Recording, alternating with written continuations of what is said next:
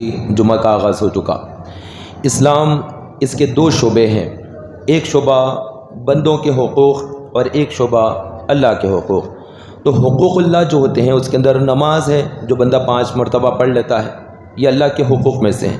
ماہ رمضان المبارک کے روزے رکھتا ہے، یہ اللہ کے حقوق میں سے ہیں۔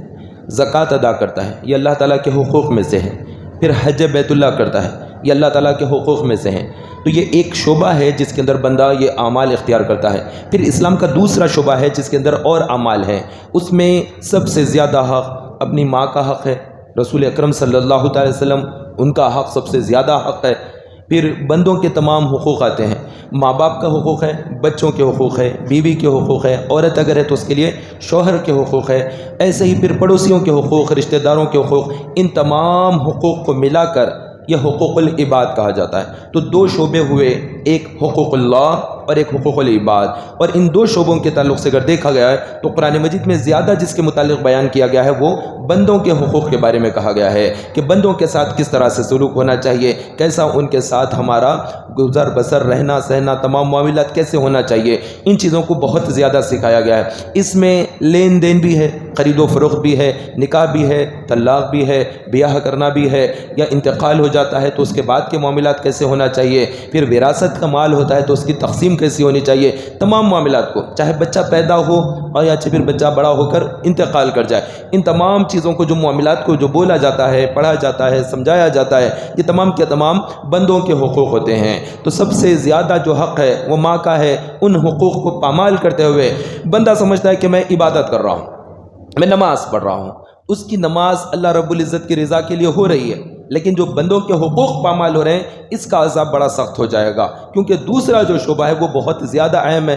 اللہ تبارک و تعالیٰ محتاج نہیں ہے عبادتوں کے لیے کہ ہم اس کی عبادت کریں، ہم اس کی پرستش کریں، نہ، ہم اگر نہ کریں تب بھی کوئی اس کی عبادت میں، اس کی ربوبیت میں کوئی فرق ہونے والا نہیں۔ وہ رب ذوالجلال ہے، لاکھاں لاکھ کروڑا کروڑا فرشتے جو ساتوں آسمانوں پر ہیں، سب کے سب اس کا ذکر کر رہے ہیں، سب اس کی پاکی بیان کر رہے ہیں۔ انسان اور جنات اس کے باغی بن جائیں، اس کو نہ پوجیں، اس پر کوئی فرق پڑنے والا نہیں ہے۔ وہ چاہے تو ہم جیسے ہزاروں کروڑوں کو پھر سے پیدا کر دے، نئی مخلوق پیدا کر دے، ان سے عبادت کروا لے، جس سے جو چاہے وہ کروا لے۔ تو ہم اگر رب کی عبادت کرتے تو ہم اپنے لیے کرتے ہیں۔ تو بندوں کی جو معاملات جاری ہے وہ بہت زیادہ اہم ترین ہے۔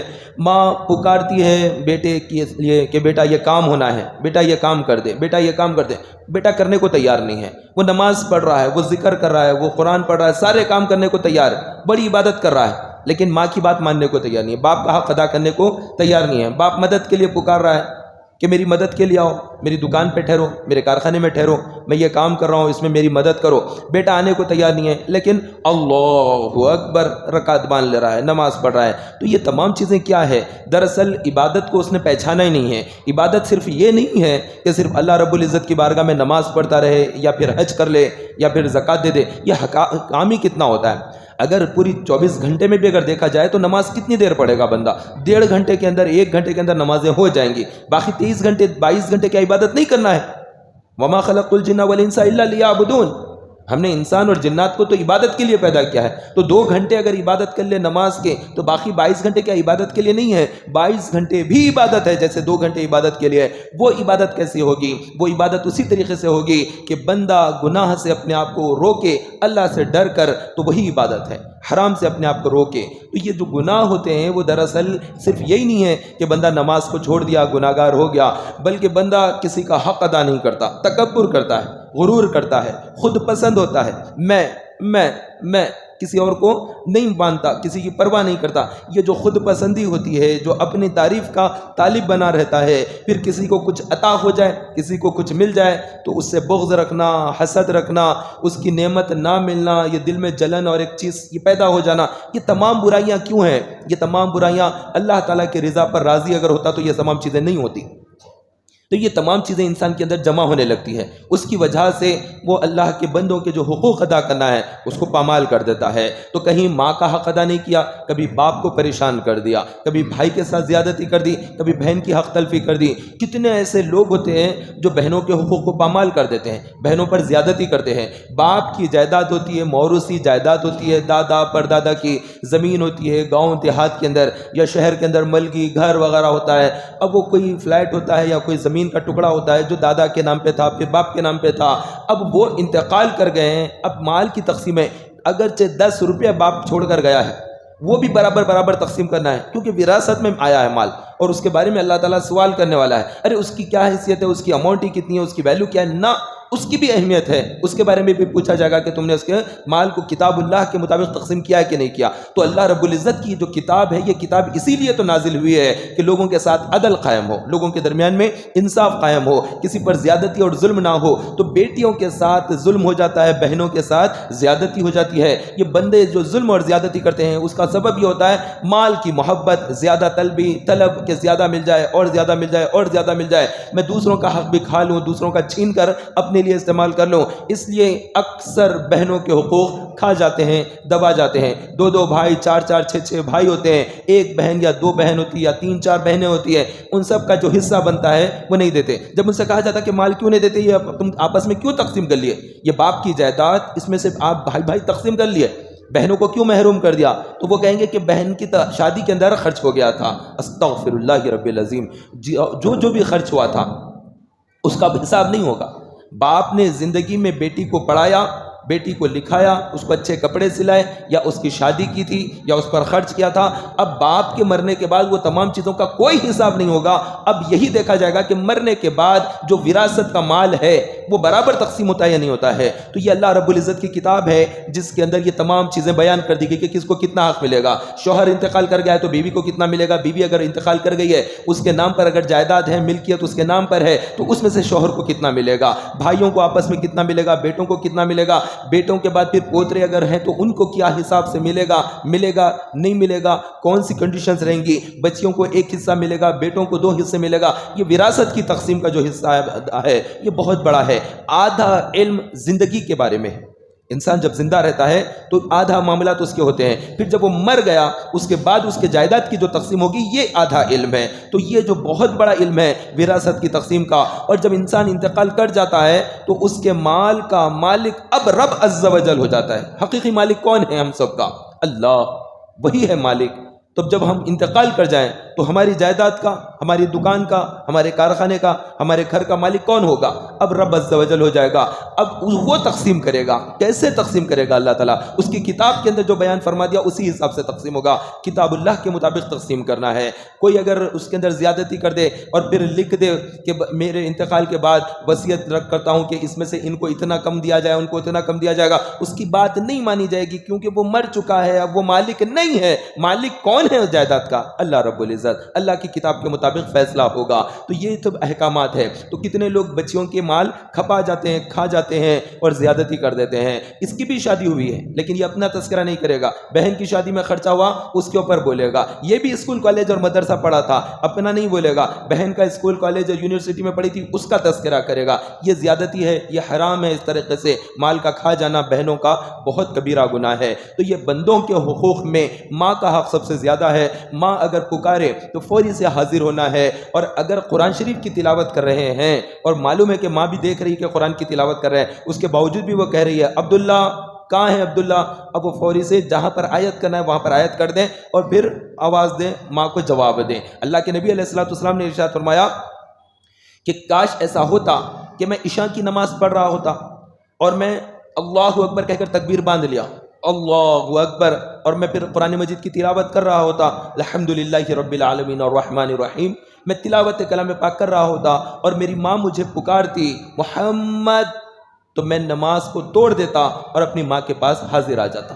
یہ اللہ کے نبی علیہ الصلوۃ والسلام نے تعلیم دی ہے۔ تو اسی مسئلے کے تحت علماء فرماتے ہیں کہ اگر آپ کو ماں پکارتی ہے اور آپ قرآن کی تلاوت کر رہے ہیں یا نفلی نماز گھر میں پڑھ رہے ہیں تو وہ نماز کو بھی چھوڑ دینا، توڑ دینا اور ماں کا جواب دینا اور ماں کے پاس حاضر ہونا۔ اتنا بڑا مقام اور مرتبہ والدہ کا حکم ہوتا ہے، لیکن حالت یہ ہوتی ہے موبائل ہاتھ میں ہوتا ہے، دوستوں سے بات کرتے رہتے ہیں، گپ شپ لگائے ہوئے رہتے ہیں، کھیل کھلاڑی پن کر رہے ہوتے ہیں، ماں کا فون آتا ہے، دیکھ لے گا ارے پھر فون آ گیا، اب یہ لاؤ بولیں گے، سودا لاؤ بولیں گے، ترکاری لاؤ بولیں گے، یہ بولیں گے، لہٰذا فون نہیں اٹھاؤ۔ کبیرہ گناہ ہے اس طرح سے۔ ماں پکارے اس کو جواب نہیں دینا، فون ہاتھ میں رکھ لے کے دیکھ کر بھی نہیں، اب بات نہیں کرنا ہے، دستک دے رہے ہیں، بلا رہی ہے، نہیں جانا ہے، تو ماں کے حقوق بہت زیادہ پامال کر دیتے ہیں۔ اور ماں کے قدموں کے نیچے جنت ہے۔ آپ آ کر اجتماع میں بیٹھے ہوئے ہیں، کہ یہاں پر آئیں گے، نمازیں پڑھیں گے، قرآن سیکھیں گے، عبادت کا طرز اور ڈھنگ سیکھیں گے، تو یہ بہت اچھی بات ہے، لیکن اس سے ہٹ کر سب سے اہم ترین بات یہ ہے کہ جنت کے لیے کوشش کر رہا ہے نا بندہ، کہ میں مر جاؤں تو میری زندگی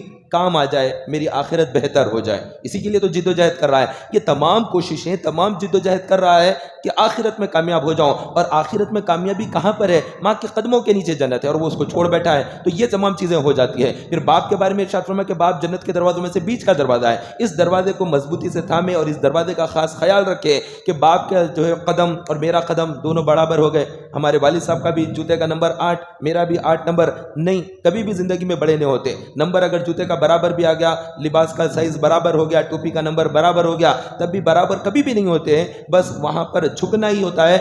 حتیٰ کہ کتابوں میں یہاں تک لکھا ہے، مفتی امجد علی رحمۃ اللہ تعالی نے یہاں تک لکھا کہ اگر کوئی شخص اپنے باپ سے بات کر رہا ہے اور ایسی دور سے دیکھنے والا اگر دیکھے تو وہ یہ گمان کرے کہ کوئی غلام ہے آقا سے کلام کر رہا ہے، ایسا نظر آئے، تو یہ بیان کیا گیا ہے کہ باپ کا حق اتنا بڑا ہے، تو یہ دروازے کی خاص اس کی حفاظت کریں، دروازے کو توڑ دیں گے تو ہرگز ہرگز داخلے جنت نہیں ہو سکیں گے، تو اس کا لحاظ رکھے۔ باپ چاہے کیوں نہ کیسا ہی ہو، وہ اپنا حساب اپنے رب کو دے گا، تمہارے لیے باپ ہے، تم اس کے لیے لازم ادب کا مقام ہے تمہارے لیے، تم ادب کرو، اگرچہ کہ وہ کافر ہے، اگرچہ کہ وہ مشرک ہے، لیکن ہم کلمہ پڑھ لیے، مسلمان ہو گئے، وہ مشرک ہے، غیر مسلم ہے، لیکن ہمیں ابھی بھی اس کا ادب کرنا ہوگا۔ علماء نے یہاں تک ارشاد فرمایا کہ اگر کہ وہ مشرک اور کافر کیوں نہ ہو، اگر وہ بھی اگر مدد کے لیے پکارے تو پھر اس کی خدمت کے لیے جانا پڑے گا، اور اگر وہ کہے کہ میں یہاں پر آیا ہوا ہوں، کسی جگہ پر پوجا پاٹ کے لیے میں آیا ہوا ہوں، اب یہاں سے آٹو نہیں مل رہا، تم آ کر لے کے جاؤ، تو اس کو جا کر لے کر بھی آنا پڑے گا۔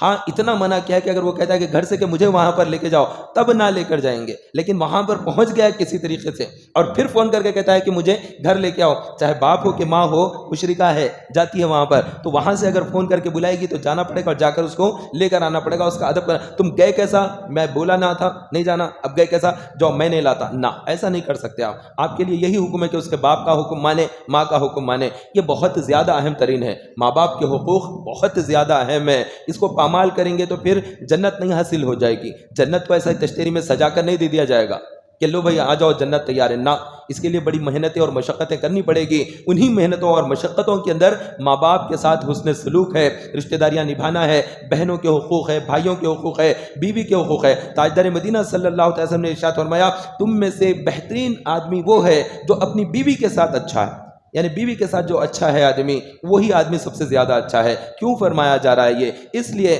کہ مرد آدمی محنت کرتا ہے، مشقت کرتا ہے، دھوپ میں پھرتا ہے، کام کاج کرتا ہے، بہت ساری تکلیفیں جھیل کر کاروبار کرتے ہوئے، جھگڑے یہ وہ تمام چیزوں سے گزر کر کسی طریقے سے روٹی روزی حاصل کرتا ہے، اب اس میں اناج لا لیا، سودا سلوک ساری چیزیں لے کر آ رہا ہے، اب یہ اپر ہینڈ ہو گیا ہے، اب اپنے گھر میں لا کر اس کو دے رہا ہے، تو اب یہ حماقت نہ دکھائے، غرور اور گھمنڈ کر کے نہ دکھائے، اللہ کو نہیں بھاتا غرور کرنے والا، تکبر اللہ کو پسند نہیں، غرور گھمنڈ کرنا اور عورت کو جو ہے آ کر اب ناراض ہونا، غصہ دکھانا اور بڑپن بتانا، نہیں، یہ ساری چیزیں نہیں، بلکہ تم نے جو محنت کی ہے وہ محنت کی ہے، راستے میں روز پر جھگڑے ہوئے، ناراضگیاں ہوئے، سب اپنی جگہ پر، گھر آ کے بعد میں آپ پھر کول اور بالکل پرسکون حالت کے اندر آپ گھر میں رہیے، باہر کا غصہ آ کر کمزور بچوں کے اوپر غصہ اتارنا، اپنی بیوی کے اوپر غصہ اتارنا، نہیں، یہ سب چیزیں نہیں، آپ نے جو باہر جھیلا ہے جھیلا ہے، اس کا مطلب یہ نہیں ہے کہ یہاں پر آ کر آپ غصے کا اظہار کریں گے۔ ایک آدمی ہے جس نے آپ کے 1000 روپے لے لیے، آپ واپس مانگ رہے ہیں، وہ دے نہیں رہا ہے، آپ کو بڑا غصہ آ گیا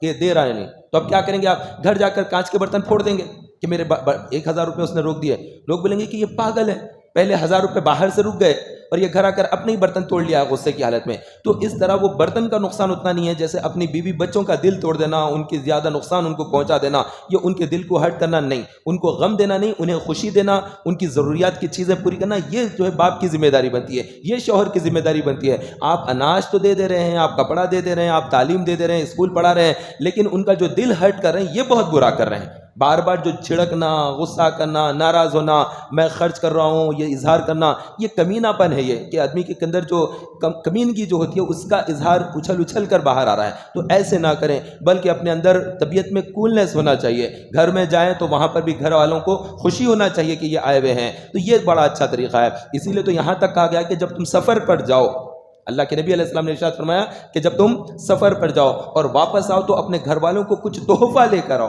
اور اگر کچھ نہیں لا سکتے تو اپنی جھولی میں چند پتھر ہی ڈال کر لے آؤ، یعنی کچھ نہ کچھ تحفہ لاؤ. کہ آدمی باہر سے آیا تو خوشی ہوتی ہے کہ شاید کچھ لے کر آئیں گے, نہیں لائے تو پتھر ہی لے کے آؤ گے, کچھ نہیں تھا میرے پاس تو میں ایسا تھا, تو وہ رحم کریں گے کہ دیکھو باپ بالکل غریب ہے, پیسے نہیں تھے تو ہمیں یاد تو کرا تھا, وہاں کے یہ گول گول چکنے پتھر تھے, یہ وہاں کے سمندر کے پتھرے, یہ اٹھا کے لے کر آیا, تو کچھ نہ کچھ اٹھا کے لا لیں. تو اس طرح سے چیز دیکھے گا تو آدمی کو خوشی ہوگی کہ باہر سے کیا لے کر آئے ہیں. تو بہرحال یہ بندوں کے جو حقوق ہوتے ہیں وہ بہت زیادہ ہے. اس میں استاد کا بھی حق ہوتا ہے کہ استاد سے بندہ علم حاصل کیا ہے تو اس کی تعظیم, اس کی توقیر, اس کا ریسپیکٹ کرنا ہے. پھر پڑوسی ہے تو پڑوسی یہ بہت اہم ہوتے ہیں.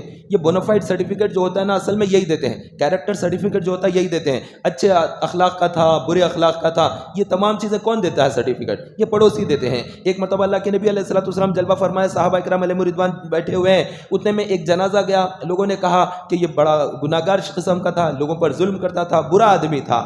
کسی نے کہہ دیا, اللہ کے نبی علیہ السلام نے فرمایا کہ واجب ہو گئی. پھر تھوڑی دیر میں ایک اور جنازہ گیا, لوگوں نے کہا کہ بڑا نیک تھا, لوگوں کے ساتھ اچھا سلوک کرتا تھا. ارشاد فرمایا واجب ہو گئی.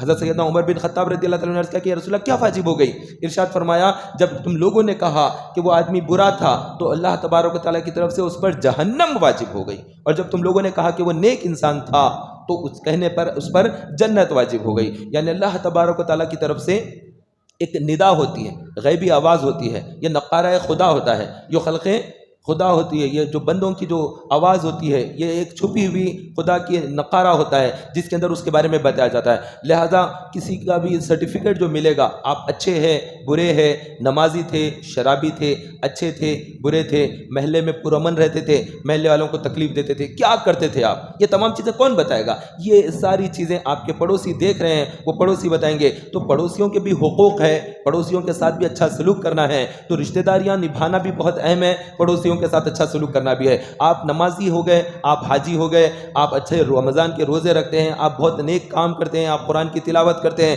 آپ تہجد پڑھتے ہیں, یہ تمام چیزیں ایک دوسری چیزیں, یہ حقوق اللہ ہے, یہ بندوں کے حقوق نہیں ہے. بندوں کے حقوق پامال نہ کریں, ان کے حقوق زیادہ اہم ہیں, اور ان کے حقوق کے اندر پڑوسیوں کے حقوق بھی شامل ہے. کہ پڑوسی اگر گھر تعمیر کر رہا ہے, ہمارا دل نہ جلے اس کے اوپر, اس کے پاس آ کر گاڑی ٹھہری ہوئی ہے, ریتی اتر رہی ہے, سیمنٹ کا ٹرک اتر رہا ہے, ہمارا دل اندر سے جل رہا ہے کہ ان لوگوں کا گھر بن رہا ہے. دیکھو پہلے فرسٹ فلور ڈالے تھے, اب سیکنڈ فلور ڈالے رہے, ہمارے پاس پیسہ نہیں ہے اور ان کا گھر بن رہا ہے. یہ چیز نہیں, یہ حسد ہے. اور یہ حسد کیا ہے کہ اللہ کی تقسیم پر ناراض ہونا, کہ اللہ تو ایسا تقسیم کیوں کر رہا, اس کو اتنا کیوں دیا, مجھے اتنا کیوں دیا, مجھے وہ دینا تھا اور اس کو یہ نہیں دینا تھا. یہ آپ کس کے اوپر کہہ رہے ہیں؟ کون کر رہا ہے تقسیم, کون اس کو دے رہا ہے؟ اللہ رب العزت دے رہا ہے. تو اللہ کی تقسیم پر آپ بالکل وہ رہیے, آپ شاکر رہیے, آپ اس کی تقسیم پر راضی رہیے کہ رضا اللہ تعالیٰ کی بارگاہ میں جو عطا ہو رہا ہے وہاں سے جس کو جو بالکل ٹھیک ہے, ایسا جو ملا ہے. آپ اپنے اللہ کو راضی کریں, ذکر کے ذریعے, یاد کے ذریعے وہ راضی کریں, دعاؤں کے ذریعے اس سے مانگیں, وہ عطا کرے گا. لیکن کسی کے ملنے پر غم منانا یہ بہت بری بات ہے. تو اس طرح سے رشتہ داریاں نہیں نبھاتے ہیں, رشتہ داریوں کے اندر برا سلوک کرتے ہیں, رشتہ داریاں نہیں نبھاتے ہیں, یہ غلط بات ہے. رشتہ داروں کے بھی حقوق ہے, جیسے ماں باپ کے حقوق ہے, بہن بھائیوں کے حقوق ہے, ویسے ہی خالہ ہے, ماموں ہے, چچا ہے, پھوپھی ہے, ان تمام کے بھی حقوق ہوتے ہیں. خالہ کا مرتبہ ماں کے برابر ہے, چچا کا مرتبہ باپ کے برابر بیان کیا جاتا ہے. تو اتنے جو لوگ ہوتے ہیں عزیز اقارب, ان کے ساتھ بھی نرمی, اچھا سلوک, ان کی خوشی میں غمی میں شامل ہونا, ان کے غم پر غمگین ہونا, ان کی خوشی پر خوش ہونا, یہ چیزیں ہیں. ایسا نہیں کہ وہ خوش ہے تو ہم غم مناتے بیٹھیں, اور ان کو غم پہنچا تو ہم خوشی منا رہے کہ اچھا ہو گیا, ان کو مصیبت پہنچی نہ. تو اگر کوئی بندہ کسی کی مصیبت پر خوش ہوتا ہے, اللہ تعالیٰ اس کو وہ مصیبت میں مبتلا کر دیتا ہے. اور اگر کوئی بندہ گناہ گار ہے, جیسے شراب پیا ہوا ہے, عادی تھا شراب کا, یا زانی تھا, یا جواری تھا, یا کوئی اور غلط کام کرتا تھا, موت سے پہلے اس نے توبہ کر لی. اب وہ توبہ کیا ہے, اب آئندہ نہیں پینے کی. اب اس کو آر دلا رہے ہیں کہ اب تو بڑے نیک بن گئے تم, ہم سے کیا چھپا ہوا ہے, پہلے پیتے تھے کرتے تھے سب معلوم ہے ہم کو. ارے کیا ہے, بہت شریف بن کے بیٹھے ہوئے, اب جا کے داڑھی رکھ لیے, مسجدوں کو جا رہے ہیں, یہ کر رہے ہیں. ہم نہیں دیکھے بھائی آپ کو کیا کیا نہیں تھا پہلے, آپ وہ نہیں کرتے تھے, آپ یہ نہیں کرتے تھے, پرانے باتیں اس کے یاد کر کے اس کو آڑ دلا رہے ہیں. تو ایسے لوگوں کے تعلق سے اللہ کے نبی علیہ السلام نے ارشاد فرمایا کہ وہ شخص جو اس طرح سے آڑ دلاتا ہے, توبہ کرنے والے کو پچھلے گناہ یاد دلا کر شرمندہ اور ذلیل کرتا ہے, اس کے بارے میں نبی پاک صلی اللہ علیہ وسلم نے ارشاد فرمایا کہ یہ شخص مرے گا نہیں جب تک کہ وہ گناہ خود نہ کر لے, یہ خود اس گناہ کے اندر مبتلا ہو کر مرے گا. تو اس طرح کی چیزیں ہیں, تو یہ چیزوں کا لحاظ رکھنا ہوگا. تو ماں کے ساتھ بدسلوکی کرتے ہیں, الگ الگ چیزیں کرتے ہیں. تو ایک روایت میں تو یہ ہے کہ بنی اسرائیل کے اندر ایک نوجوان تھا, جریر نام کا ایک نوجوان بنی اسرائیل کا تھا.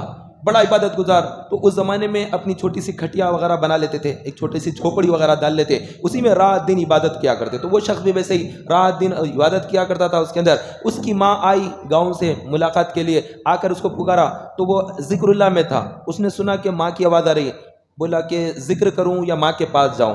تو اس نے کہا کہ نہیں، ذکر اللہ میں مگن رہنا چاہیے. پھر وہ اللہ کے ذکر میں لگا رہا. ماں ایک دو خط آواز دی، چلے گئی. پھر آئی ماں آ کر، پھر تھوڑے دن کے بعد آ کر جب پکارا تو وہ اندر دروازہ لگایا ہوا ہے، وہ اللہ کے ذکر میں مشغول تھا، بہت ہی خاص ذکر کر رہا تھا. ماں پکاری تو اس نے کہا کہ میں اللہ کا ذکر کر رہا ہوں، ذکر نہیں چھوڑ سکتا. ذکر نہیں توڑا. اس کے بعد ماں چلے گئی. تیسری مرتبہ جب ایسی ہوا تو ماں ناراض ہو گئی کہ میں آئی اس سے ملاقات کے لیے اور یہ دروازہ کھولتا ہی نہیں، ملتا ہی نہیں. تو اس نے کیا کہا، جیسے یہ آئی آ کر پکاری، یہ آواز نہیں دیا تو بولی کہ یہ جو ہے بڑا عبادت گزار بنتا ہے، یہ اس وقت تک نہ مرے جب تک کہ کسی فاحشہ کا منہ نہ دیکھ لے. اس طرح کی اس نے بد دعا یا کلمات کہہ کر چلے گئی. کچھ ہی دن ہوئے کہ وہاں پر کچھ لوگ آئے، آ کر بھی کہنے لگے کہ ہم اس کا کرتے ہیں، اس کا کچھ یہ کرتے ہیں، وہ کرتے ہیں. شریر قسم کے لوگ، کسی کو مسجد کو جاتا دیکھتے تو باجنے چھیڑتے ہیں، کوئی ٹوپی پہن کے جا رہا تو ٹوپی کے اوپر چھیڑتے ہیں، کوئی داڑھی رکھا ہوا ہے تو مولانا بن گئے، مولوی صاحب بن گئے، فلاں بن گئے، یہ بن گئے، اس کا مذاق اڑاتے ہیں. ایسے ہی ہنسی مذاق ٹھٹا کرتے ہیں کسی کو عبادت کرتے ہوئے دیکھ کر. ویسے ہی اس کے ساتھ بھی پہنچ گئے اور پہنچ کر وہاں پر ایک عورت کو بھیج دیا. ایک حاملہ عورت آئی اور اس کے پاس آئی، انہیں انکار بھی کر دیا. تب بھی اس نے کہا کہ حمل اسی سے ٹھہر گیا. جھوٹ اس نے یہ کہہ دیا. پورے لوگوں کے اندر بات بد امنی پھیل گئی. پھر اسے لایا گیا اور وہ پھر بچہ پیدا ہوا تو بچے کو سامنے رکھا گیا. تو وہ جریر جو ہے وہ آیا شخص اور آ کر وہ عبادت وغیرہ سب چلے گئی، ذکر و اذکار سب چلے گیا. وہ فاحشہ عورت کے ساتھ ٹھہرنا اور بحث مباحثہ، میں نہیں تھا غلط، یہ جھوٹ بول رہی ہے، یہ ساری چیزوں میں پھنس گیا. اس کا منہ دیکھ لیا اور اس سے بات چیت کر رہا اور غلط، انہیں کیا نہیں غلط کام، لیکن انہیں اس کے اوپر الزام بھی لگا دی. اس کے بعد پھر وہ بچہ لا کے رکھ دی کہ یہ بچہ اسی کا ہے. تو اس نے بچے سے پوچھا، بچے بتا، سچ سچ بتا، یہ ماجرا کیا ہے؟ تو بچے نے کہا کہ ماجرا یہ ہے کہ یہ جو بول رہی ہے میری ماں، یہ جھوٹ بول رہی ہے، میں فلاں کا بیٹا ہوں، میں تمہارا بیٹا نہیں ہوں، میں فلاں کا بیٹا ہوں، اور تمہیں اس لیے تمہارے ساتھ یہ ہوا کہ تم نے اپنی ماں کے ساتھ برا سلوک کیا، اس لیے تم یہ مصیبت میں پڑ گئے ہیں. تو اس طرح سے بنی اسرائیل کا ایک واقعہ ملتا ہے.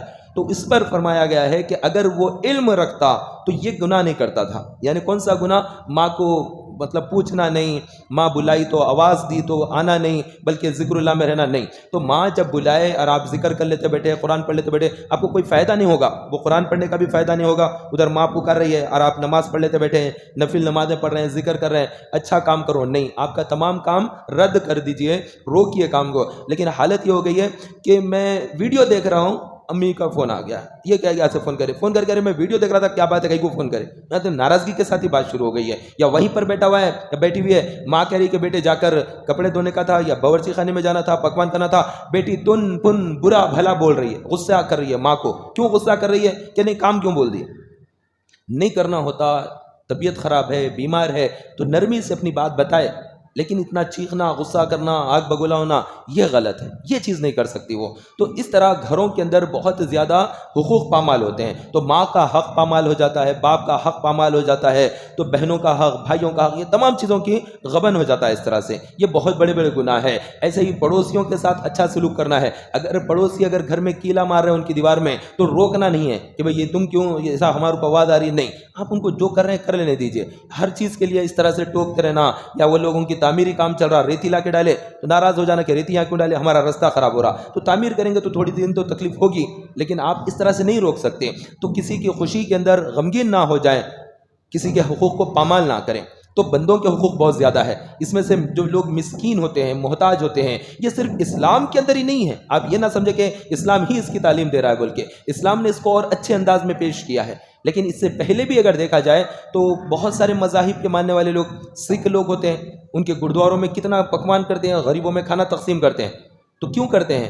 یہ انسانیت کے بنیاد پر کرتے ہیں کہ کوئی انسان بھوکا ہے تو وہ اس کے حد تک جو ہے روٹی پہنچ جائے، اس تک کھانا پہنچ جائے. تو کتنے سکھ مذہب کے ماننے والے ہوتے ہیں، کتنے ہندو مذہب کے لوگ ہوتے ہیں، دھرم شالائیں ہوتے ہیں، سینکڑوں سال پہلے سے مسافرین ہوتے ہیں، راستہ طے کرنے والے ہوتے ہیں، ان کو کوئی راستے میں مشکل نہ ہو، بغیر کسی ان سے رقم لیے کے، بغیر کوئی ان سے معاوضہ لیے کے ان تک کھانا پہنچایا جائے. اس کے لیے کیا کرتے ہیں؟ راستے میں دھرم شالائیں اور مسافر خانے، یہ تمام چیزیں کھولتے تھے. عیسائی مذہب کے لوگ بہت زیادہ بڑے پیمانے پر دواخانے اور چیریٹی ٹرسٹ چلاتے ہیں.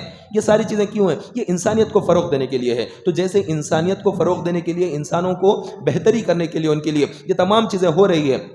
اسلام اس کے اندر اجر و ثواب رکھا ہے. جو بچی جس کا طلاق ہو گیا ہے اور وہ واپس آ گئی، باپ کے گھر آ گئی، یا باپ کا انتقال ہو گیا تو بھائی کے گھر آ گئی، تو اب اس کے ساتھ اچھا سلوک کرنا یہ بھائی کی ذمہ داری بن جاتی ہے، یہ باپ کی ذمہ داری بن جاتی ہے. اب وہ بوجھ ہو جاتی ہے کہ بھائی ہم تو شادی کر دیے، اتنے لاکھ کا خرچہ کر دیے، سب کر دیے، وہاں جا کے انہیں نبھائی نہیں، اور یہاں پر طلاق ہو گئی، اب یہ واپس آ گئی، اب یہ کیسا کرنا، اب اس کے اوپر برہم ہونا وہ نہ. بلکہ اللہ کے نبی علیہ الصلوۃ والسلام نے ارشاد فرمایا سب سے اچھا صدقہ میں تمہیں کیا نہ بتا دوں کہ اس سے بڑا کوئی اور صدقہ نہیں. لوگوں نے پوچھا کہ بتائیے یا رسول اللہ سب سے افضل ترین صدقہ کون سا ہے؟ تو ارشاد فرمایا وہ بیٹی یا وہ بہن جو طلاق یا شوہر کے ساتھ نااتفاقی پر کسی سبب گھر واپس آ گئی، چاہے وہ بیوہ بن کر آئی ہو یا طلاق شدہ بن کر آئی ہو، وہ اب گھر واپس آ گئی تو اس کے ساتھ اچھا سلوک کرنا اور اس پر خرچ کرنا یہ سب سے اچھا صدقہ ہے، یہ بہترین صدقہ ہے. تو اسلام کس چیز کی تعلیم دے رہا ہے؟ معاشرتی زندگی میں بہتری کی تعلیم دے رہا ہے. آپ کے اطراف کے جو لوگ ہیں ان کے ساتھ آپ کا سلوک اچھا ہو، رشتہ داریوں کو نبھانا ہے، یہ بہت اہم ترین ہے. کسی یتیم کے سر پر اگر کوئی بندہ محبت کے ساتھ ہاتھ پھیر دیتا ہے تو اللہ تبارک و تعالیٰ اس کے سر کے نیچے جتنے بال آتے ہیں اتنی نیکیاں اس کو عطا کرتا ہے. تو یتیموں کے ساتھ اچھا سلوک کرنا نہیں، یتیموں کا مال چھین لیے، چھپٹ لیے، کھا گئے، ان کا باپ نہیں اس طرح کا پیسہ لے سکتے، یہ بڑا کبیرہ گناہ ہے، یہ دگنا حرام ہے. یہ اس طرح سے کہ آدمی پر ظلم کر دینا اور اس وجہ سے کرنا کہ اب اس کو کوئی پوچھنے والا نہیں ہے، اس کا رب ہے، وہ دیکھ رہا ہے اللہ تعالیٰ، تو اس کی چیز چھین لینا، اس کے مال پہ جھپٹا ڈال دینا نہ. تو ان چیزوں سے اپنے آپ کو بچانا بہت زیادہ ضروری ہے. یہ کبیرہ گناہ ہے. اور یہ سب کیوں آتا ہے؟ یہ آدمی کی مال کی زیادہ طلبی کی وجہ سے آتا ہے. الہاکم التکاثر حتی زرتم المقابر کلا سوف تعلمون ثم کلا سوف تعلمون کلا لو تعلمون علم الیقین لترون الجحیم ثم لترونها عین الیقین ثم لتسألن یومئذ عن النعیم. مال کی زیادہ طلبی نے تمہیں غافل رکھا یہاں تک کہ تم نے قبروں کا منہ دیکھا، پہنچ گئے قبروں میں. معلوم ہو جائے گا تمہیں، ضرور معلوم ہو جائے گا، ان قریب تم دیکھو گے اور یقین کی آنکھ سے دیکھو گے جو تم نے جو مال کی محبت کی. تو قبر کے اندر دردناک عذاب ہے ان لوگوں کے لیے جو مال کی محبت میں رشتوں کو توڑ دیا، تعلقات کو خراب کر دیا، ذمہ داریوں کو پورا نہیں کیا، بہن کے حقوق پامال کر دیے، اس کا مال چھپٹ لیا، اس کو دھوکہ دے کے کر دیا، ناپ تول میں کمی کر دی، جھوٹی قسمیں کھا کر تجارت کر لی، کاروبار کر لیا. یعنی آپ نہ اچھے تاجر بن سکے، نہ اچھے بیٹے بن سکے، نہ اچھے شوہر بن سکے، نہ اچھے بھائی بن سکے، کسی بھی لحاظ سے تم فٹ نہیں بن پا رہے، کسی بھی زاویہ سے. تو کیسے انسان ہو؟ تم لوگوں کے لیے نفع بخش نہیں ہو. تو تم ایک بھائی کی حیثیت سے اچھے بھائی بنو، تم شوہر کی حیثیت سے ایک اچھے شوہر بنو کہ بیوی کو کوئی تکلیف نہ پہنچے. وہ بیمار ہو جائے، اس کو تکلیف ہو جائے تو اس کو دواخانہ لے جانا ہے، اس کا علاج کرنا ہے، اس کی ضرورت کی چیزوں کو پورا کرنا ہے. یہ شوہر کی ذمہ داری بنتی ہے. تم باپ کی حیثیت سے تکمیل کرو ذمہ داری کہ تم باپ کی حیثیت رکھتے ہو. تو پھر بچوں کی تعلیم ہے، تربیت ہے، بچوں کا نام رکھنا ہے تو بچوں کا نام بھی اچھا رکھا جائے، ان کے ساتھ سلوک بھی اچھا کیا جائے، ان کی تعلیم تربیت بھی اچھی ہو، ان کی پرورش بھی اچھی ہو، ان کو اچھا ماحول دیا جائے، انہیں اچھا وقت دیا جائے، ان کی غلطیوں کو سکھایا جائے، سمجھایا جائے، سدھارا جائے. غلطی پر ایک زور سے مار دیا کہ تو کرائی کیسا، نہیں، یہ تو جہالت والی بات ہو گئی، ایسا نہیں کر سکتے. وہ غلط کیا ہے تو آپ نرمی کے ساتھ 10 منٹ دیجئے. آپ 1 منٹ کے اندر مار کے یہ غلط ہے اب تو سیکھ لے، تو سیکھے کہاں پر؟ یہ تو طریقہ نہ ہوا نہ. آپ اپنی اولاد کے لیے وقت دیجئے، وہاں پر انہیں سمجھائیے. وہ غلط کیا ہے تو بڑا محبت سے، آپ کو وہ اپنا بیسٹ فرینڈ سمجھے، باپ کو وہ اپنا اچھا دوست سمجھے. راستے میں کچھ غلط ہو گیا، کچھ ہو گیا تو وہ فون کر کے آپ کو بولے کہ ایسا ایسا ہو گیا ہے، کیا کروں میں، یہاں پر ایسا ہو گیا، تو آپ اس کی اتنا اچھے دوست بنے. ہمارے ابا کو نہیں معلوم ہونا، اس کی یہ کیفیت ہو گئی. کیوں ہو گئی یہ کیفیت؟ کیونکہ آپ اس کو مار دھاڑ گالی گلوچ یہی کرتے ہیں. وہ ایگزام میں فیل ہو گیا ہے تو وہ پریشان ہو کر خودکشی کر رہا ہے بچہ کہ میں 10th میں فیل ہو گیا ہے، میرا باپ مار دے گا، مجھے جان سے مار دے گا، اتنی فیس ہو گئی تھی، اتنی کتابیں دلایا تھا، یہ ہو گیا تھا. ویسا نہیں، وہ فیل ہو گیا تو سب سے پہلے وہ فون کرے کہ میرے ساتھ ایسا ہو گیا. وہ پریشان ہو گیا تو کس کو پکارے؟ وہ کس کو زیادہ اپنا قریب کا دوست سمجھے؟ وہ اپنے باپ کو دوست سمجھے. تو ایسا بیسٹ فرینڈ آپ اپنے بیٹے کے بنے، ایسے آپ اپنے باپ کی جو کردار ہوگا آپ کا ویسے ہونا چاہیے. ماں کے ساتھ کیا سلوک ہونا ہے، بیٹے کے ساتھ کیا سلوک ہونا ہے، دوستوں کے ساتھ صرف یہی کہ دوست میرا حق ادا کریں، دوست میری اپنی ذمہ داریاں پوری کریں. ہم لوگوں کے ریسپانسبلٹی اور لوگوں کی ڈیوٹیز کی طرف نظر رکھتے ہیں کہ وہ پورا کریں، لیکن ہم اپنی جو ذمہ داریاں بنتی ہے اس کے اندر کوتاہی برتنا چاہتے ہیں. ہم اپنے جو حقوق ہوتے ہیں وہ ادا کرنے کے لیے تیار نہیں ہیں، اور ہمارا حق بنتا ہے اس سے حاصل کر لے، اس سے حاصل کر لے، کس کس سے کیا حق بنتا ہے ہمارا وہ دے دے. تو یہ جو معاشرے کے اندر جو تناؤ، ٹینشن، جھگڑے، فساد ہوتے ہیں، خاص طور پر میاں بیوی کے، رشتہ داریوں کے، یہ سب اس کے اندر، اس میں آدمی اپنا حق طلب کر رہا ہے کہ میری ذمہ داری میں پوری نہیں کروں گا لیکن تمہاری ذمہ داری تم پوری کرو. یہ مطالبہ ہو رہا ہے، یہیں سے تو جھگڑا ہو رہا ہے، یہیں سے فساد ہو رہا ہے۔ اگر وہ بیمار ہے تو اس کی تیمارداری کرنا، اس کا علاج کرانا، یہ بھی ذمہ داری بنتی ہے۔ اس کو پورا نہیں کیا، اس کی کوئی حاجت ہے، اس کی حاجت پوری کرنا، یہ تمام چیزوں پر ہونا چاہیے۔ اور اس میں بڑی وجہ یہ ہوتی ہے کہ آدمی کے پاس مالی تنگ دستی ہو جاتی ہے، اس وجہ سے بھی گھریلو معاملات خراب ہوتے ہیں۔ مالی تنگ دستی کیوں آتی ہے؟ سستی کی وجہ سے بھی آتی ہے، غفلت کی وجہ سے بھی آتی ہے۔ آدمی یہ سمجھتا ہے کہ میرے نصیب میں نہیں تھا، میں تو کوشش کتنی کرے تھے، جدوجہد کتنی کرے تھے۔ آدمی محنت کرے گا، مزدوری کرے گا، جدوجہد کرے گا، کوشش کرے گا، اور اس کے بعد نہیں ملے گا، تب بولے گا کہ بھئی اتنا سب کرنے کے بعد نہیں ملا، تو اس کو بولیں گے کہ نصیب میں نہیں تھا تو نہیں ملا۔ لیکن پہلے ہی سے کام نہ کریں، وقت پر سوتا پڑا رہ جائے، صحیح ڈیلنگ نہ کرے، اور بازار میں جاتے وقت میں خریدار تھا، مطلب کوئی کپڑے کا بیپاری ہے یا کوئی اور بیپاری ہے، تو وہ خریداری کرتے وقت میں توجہ کے ساتھ خریداری نہیں کیا، جو سمجھ میں آیا جلدی جلدی سبا اٹھا کے خرید کے لا لیا۔ اب بیچتے وقت تو محنت لگے گی، کیوں؟ خریدتے وقت محنت نہیں کیا، جیسا بولے ویسا مال اٹھا کے لا لیا۔ اب پبلک تھوڑی پسند کرے گی وہاں پر مال، تو اب وہ نکالنا مشکل ہو گیا۔ ایک وقت اگر وہاں محنت کر لیتا تھا، خریدتے وقت میں اچھا مال چن کر کم قیمت میں صحیح مال لے کر دکان پر آ جاتا، تو کیا ہوگا؟ جو بھی گاہک کس کے پاس آئے گا دیکھے گا ارے مال بہت اچھا ہے وہاں پر، اور پھر قیمتیں بھی زیادہ نہیں ہیں، چلو یہاں سے لے لیں گے۔ یعنی دو میں سے ایک جگہ پر محنت لگتی ہے، یا خریداری کرتے وقت محنت لگے گی، وہاں پر نہیں کی محنت، اب بیچنے میں بہت زیادہ محنت لگے گی کہ اس کو سمجھا کر ویسا مال نکالنا پڑے گا، تو ایسی چیزیں ہو جاتی ہے۔ تو آدمی کو محنت اور مشقت سے اگر پیچھے ہٹے گا، جی چرائے گا، کام نہیں کرے گا، تو گھروں کے اندر تنگ دستیاں آتی ہے، گھروں کے اندر حالات خراب ہوتے ہیں، نا اتفاقیاں ہو جاتی ہے، بچوں کی تعلیم کے اوپر اثر پڑتا ہے، بہت ساری مصیبتیں جنم لیتی ہے۔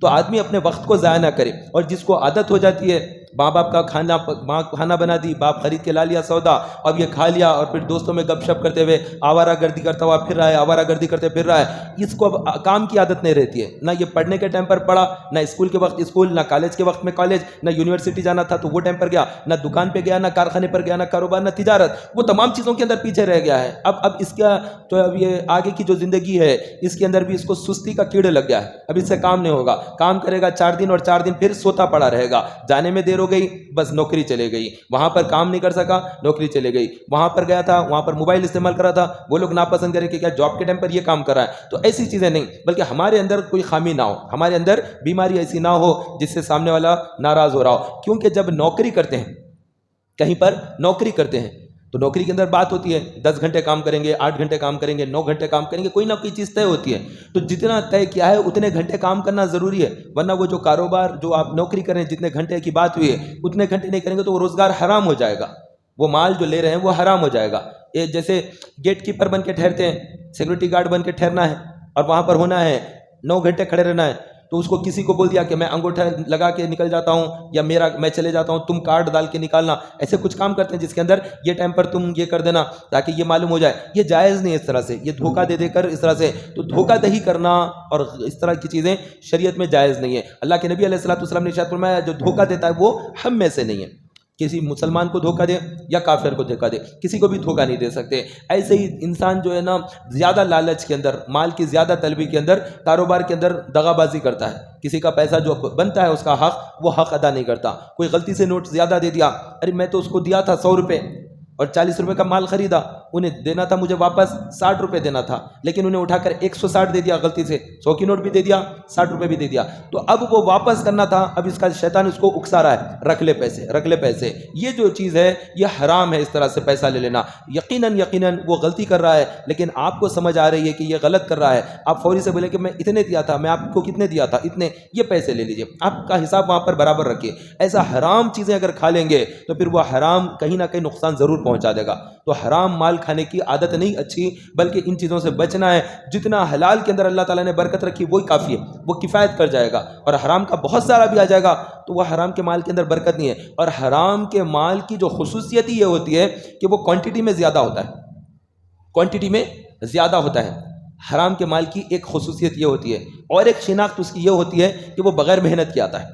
تو یہ حرام کا مال ہے کہ نہیں ہے، تو حرام ہے حلال ہے، اس چیز کو بھی جانچ لینا چاہیے۔ اور کوئی بھی چیز ہے اس کو حلال اور حرام اور پھر مشکوک، یہ 3 چیزیں ہوتی ہے۔ اس کو امام محمد غزالی رضی اللہ تعالیٰ نے بہت ہی اچھے پیرائے میں سمجھایا، اس کو یوں سمجھایا کہ ایک پلیٹ ہے، اس کے اندر کھانا ڈالا ہوا ہے، اب اس کے اندر بیچا بیچ کے اندر ایک زہریلا قطرہ ٹپکا دیا گیا، وہ خوفناک زہریلا قطرہ ہے جو بہت ہی ہلاکت خیز ہے۔ اب آدمی جو کھائے گا اطراف سے کھائے گا، کیوں؟ کیونکہ بیچ کے اندر تو زہر ہے، اگر کھانا بہت بھوک لگ رہی ہے اور کچھ ہے ہی نہیں کھانا، پلیٹ میں ہے کھانا بس اور کہیں کچھ نہیں مل سکتا، تو اطراف کا کھائے گا، وہ اطراف کا کیا ہے؟ حلال ہے، اور بیچا بیچ کا جو زہر آلود ہے وہ کیا ہے؟ حرام ہے۔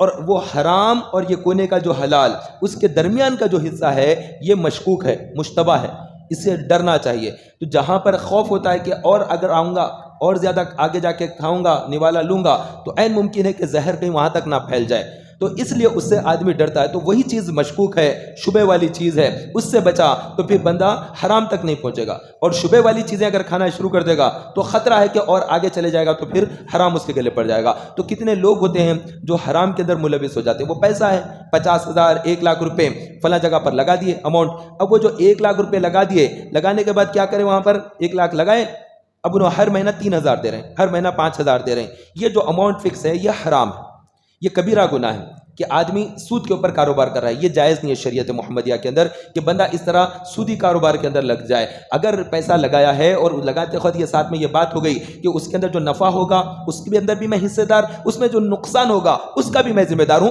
تو وہ پھر ٹھیک ہے، لیکن نقصان کے اندر ذمہ دار نہیں ہوں، صرف نفع کے اندر پرسنٹیج کے اعتبار سے ذمہ دار ہوں۔ یہی ہے سود، یہی ہے مٹی، اور یہ حرام ہے۔ تو مٹی پر کاروبار کرنے والے پر اللہ کے نبی علیہ الصلوۃ والسلام نے لعنت فرمائی، اور اس کاروبار کے اندر جو بندہ گواہ بن کے لکھتا ہے اس پر بھی لعنت فرمائی، اور جو معاملات کو لکھتا ہے، لکھنے والا ہوتا ہے نا، پیپر پہ لکھ دیتا ہوں انہوں نے دیا، انہوں نے دیا، ایسا ایسا ہے، تو ایسا لکھنے والے پر بھی اللہ کے نبی علیہ السلام نے لعنت فرمائی۔ تو ان چیزوں سے بچنے والا ہے، دینے والے پر لعنت، لینے والے پر بھی لعنت ہے، تو دونوں بھی برابر کے گناہ گار ہو جاتے ہیں۔ ہاں یہ الگ بات ہے کہ بینک سے جو لون لیتے ہیں وہ شریعت میں جائز ہے۔ بہت سارے لوگ فون کرتے ہیں، حضرت بینک سے لون لیے تھے تو یہ جائز ہے یا ناجائز ہے؟ آٹو کے اوپر لون لیے تھے، گاڑی کے اوپر لون لیے تھے، کار خریدنا تھا لون لیے تھے، زمین خرید رہے تھے لون لیے تھے، یا کوئی بھی دکان کاروبار جو بھی کام کرتے ہیں اس کے لیے بینک سے لون لیے تھے، یہ لے سکتے نہیں لے سکتے؟ 100% لے سکتے ہیں، بالکل جائز ہے، اور اس کے اندر کسی قسم کا کوئی گناہ نہیں ہے۔ اور آپ کو آپ نے بینک میں پیسہ رکھایا ہے 1,00,000 2,00,000 اور اس پر کچھ اماؤنٹ بڑھ کر آتی ہے، تو وہ پیسہ جو بینک سے آ رہا ہے وہ بھی حلال ہے۔ بینک کے اندر سیونگ اکاؤنٹ میں، کرنٹ اکاؤنٹ میں یا ڈپازٹ وغیرہ رکھ دیتے ہیں، 1 سال کا، 5 سال کا، 4 سال کا بینکوں میں پیسہ رکھاتے ہیں، تو یہ پیسہ جو بینک میں رکھاتے ہیں اس کے اوپر جو اماؤنٹ بڑھ کر آتی ہے وہ اماؤنٹ آپ استعمال کر سکتے ہیں، حلال ہے، بالکل جائز ہے۔ یہی جامع نظامیہ کا فتویٰ ہے، یہی بریلی شریف کا فتویٰ ہے، یہی مبارک پور اشرفیہ کا فتویٰ ہے، یہی اہل سنت کے الگ الگ مکاتب کے پاس سے، بڑے بڑے جامعات کے پاس سے مفتیان اکرام کا یہی فتویٰ آتا ہے۔ تو ان جگہوں پر پیسہ رکھائے ہیں تو اس کے بعد جو اماؤنٹ بڑھ کے آتی ہے تو بعض لوگ اس کو چھوڑ دیتے ہیں، نہیں بھائی یہ پیسہ پتہ نہیں جائز ہے ناجائز ہے، حرام ہے کیا ہے مجھے نہیں معلوم، اس لیے کیا کرتے ہیں وہ پیسہ آدمی چھوڑ دیتا ہے، بینکوں میں رکھ دیتا ہے، تو وہ بینک پھر وہ پیسہ کسی اور جگہ لگا دیں گے، آپ ایسا نہیں کر سکتے۔ اب تقویٰ الگ چیز ہے، فتویٰ الگ چیز ہے، دونوں کے درمیان میں فرق ہوتا ہے۔ فتویٰ الگ ہوتا ہے، تقویٰ الگ ہوتا ہے۔ فتویٰ یہ ہے کہ وہ جائز ہے، آپ استعمال کر سکتے ہیں، تقویٰ یہ ہے کہ آپ استعمال نہ کریں، کسی غریب کو دے دیں، کسی مسکین اور محتاج کو دے دیں، یہ تقویٰ ہے، کوئی فتویٰ تو نہیں ہے۔ جیسے ایک مرتبہ ہوا یہ کہ حضرت سیدنا امام اعظم ابو حنیفہ رضی اللہ تعالیٰ عنہ مسجد کے لیے آ رہے ہیں، جب مسجد میں آپ تشریف لا رہے ہیں، ایک شخص آیا، آ کر کہنے لگا کہ میرے اوپر کبوتر نے بیٹ کر دی، کبوتر جو ہوتے ہیں نا اس نے بیٹ کر دی، تو کہا کہ یہ کبوتر نے بیٹ کر دی، آپ نے فرمایا کہ اس کو جھٹک دو اور نماز پڑھ لو، ہو جاتی ہے نماز۔ تو اس نے کہا کہ ٹھیک ہے، اس نے اس چیز کو صاف کر دیا، صاف کر دے کے نماز پڑھ لیا۔ اب واپس جا رہے تھے، پھر کبوتر نے بیٹ کر دی، تو امام اعظم ابو حنیفہ رضی اللہ عنہ کے لباس پر آ گئی بیٹ، تو آپ اس کو لے کر پانی کے پاس ٹھہر کر اس کو دھو رہے ہیں، پانی ڈالتے جا رہے ہیں، دھو رہے ہیں، اب اتنا دھویا آپ نے کہ نام و نشان بھی اس کا کچھ باقی نہ رہنا۔ تو وہ شخص دیکھ کر کہنے لگا کہ کیا ہے، آپ اپنے لیے تو اتنا کر رہے ہیں، اور جب میں پوچھا تو بولے کہ اس کو جھٹک لو نماز ہو جائے گی، اور خود تو اتنا زیادہ دھو رہے ہیں۔ تو آپ نے فرمایا کہ تم نے جو مجھ سے پوچھا تھا تو وہ فتویٰ پوچھا تھا، اور فتویٰ یہی ہے کہ اس کو نکال دو، نماز پڑھ لو، اور تقویٰ یہ ہے کہ اس کے اوپر باریک دھبا بھی باقی نہ رہے، یہ تقویٰ ہے۔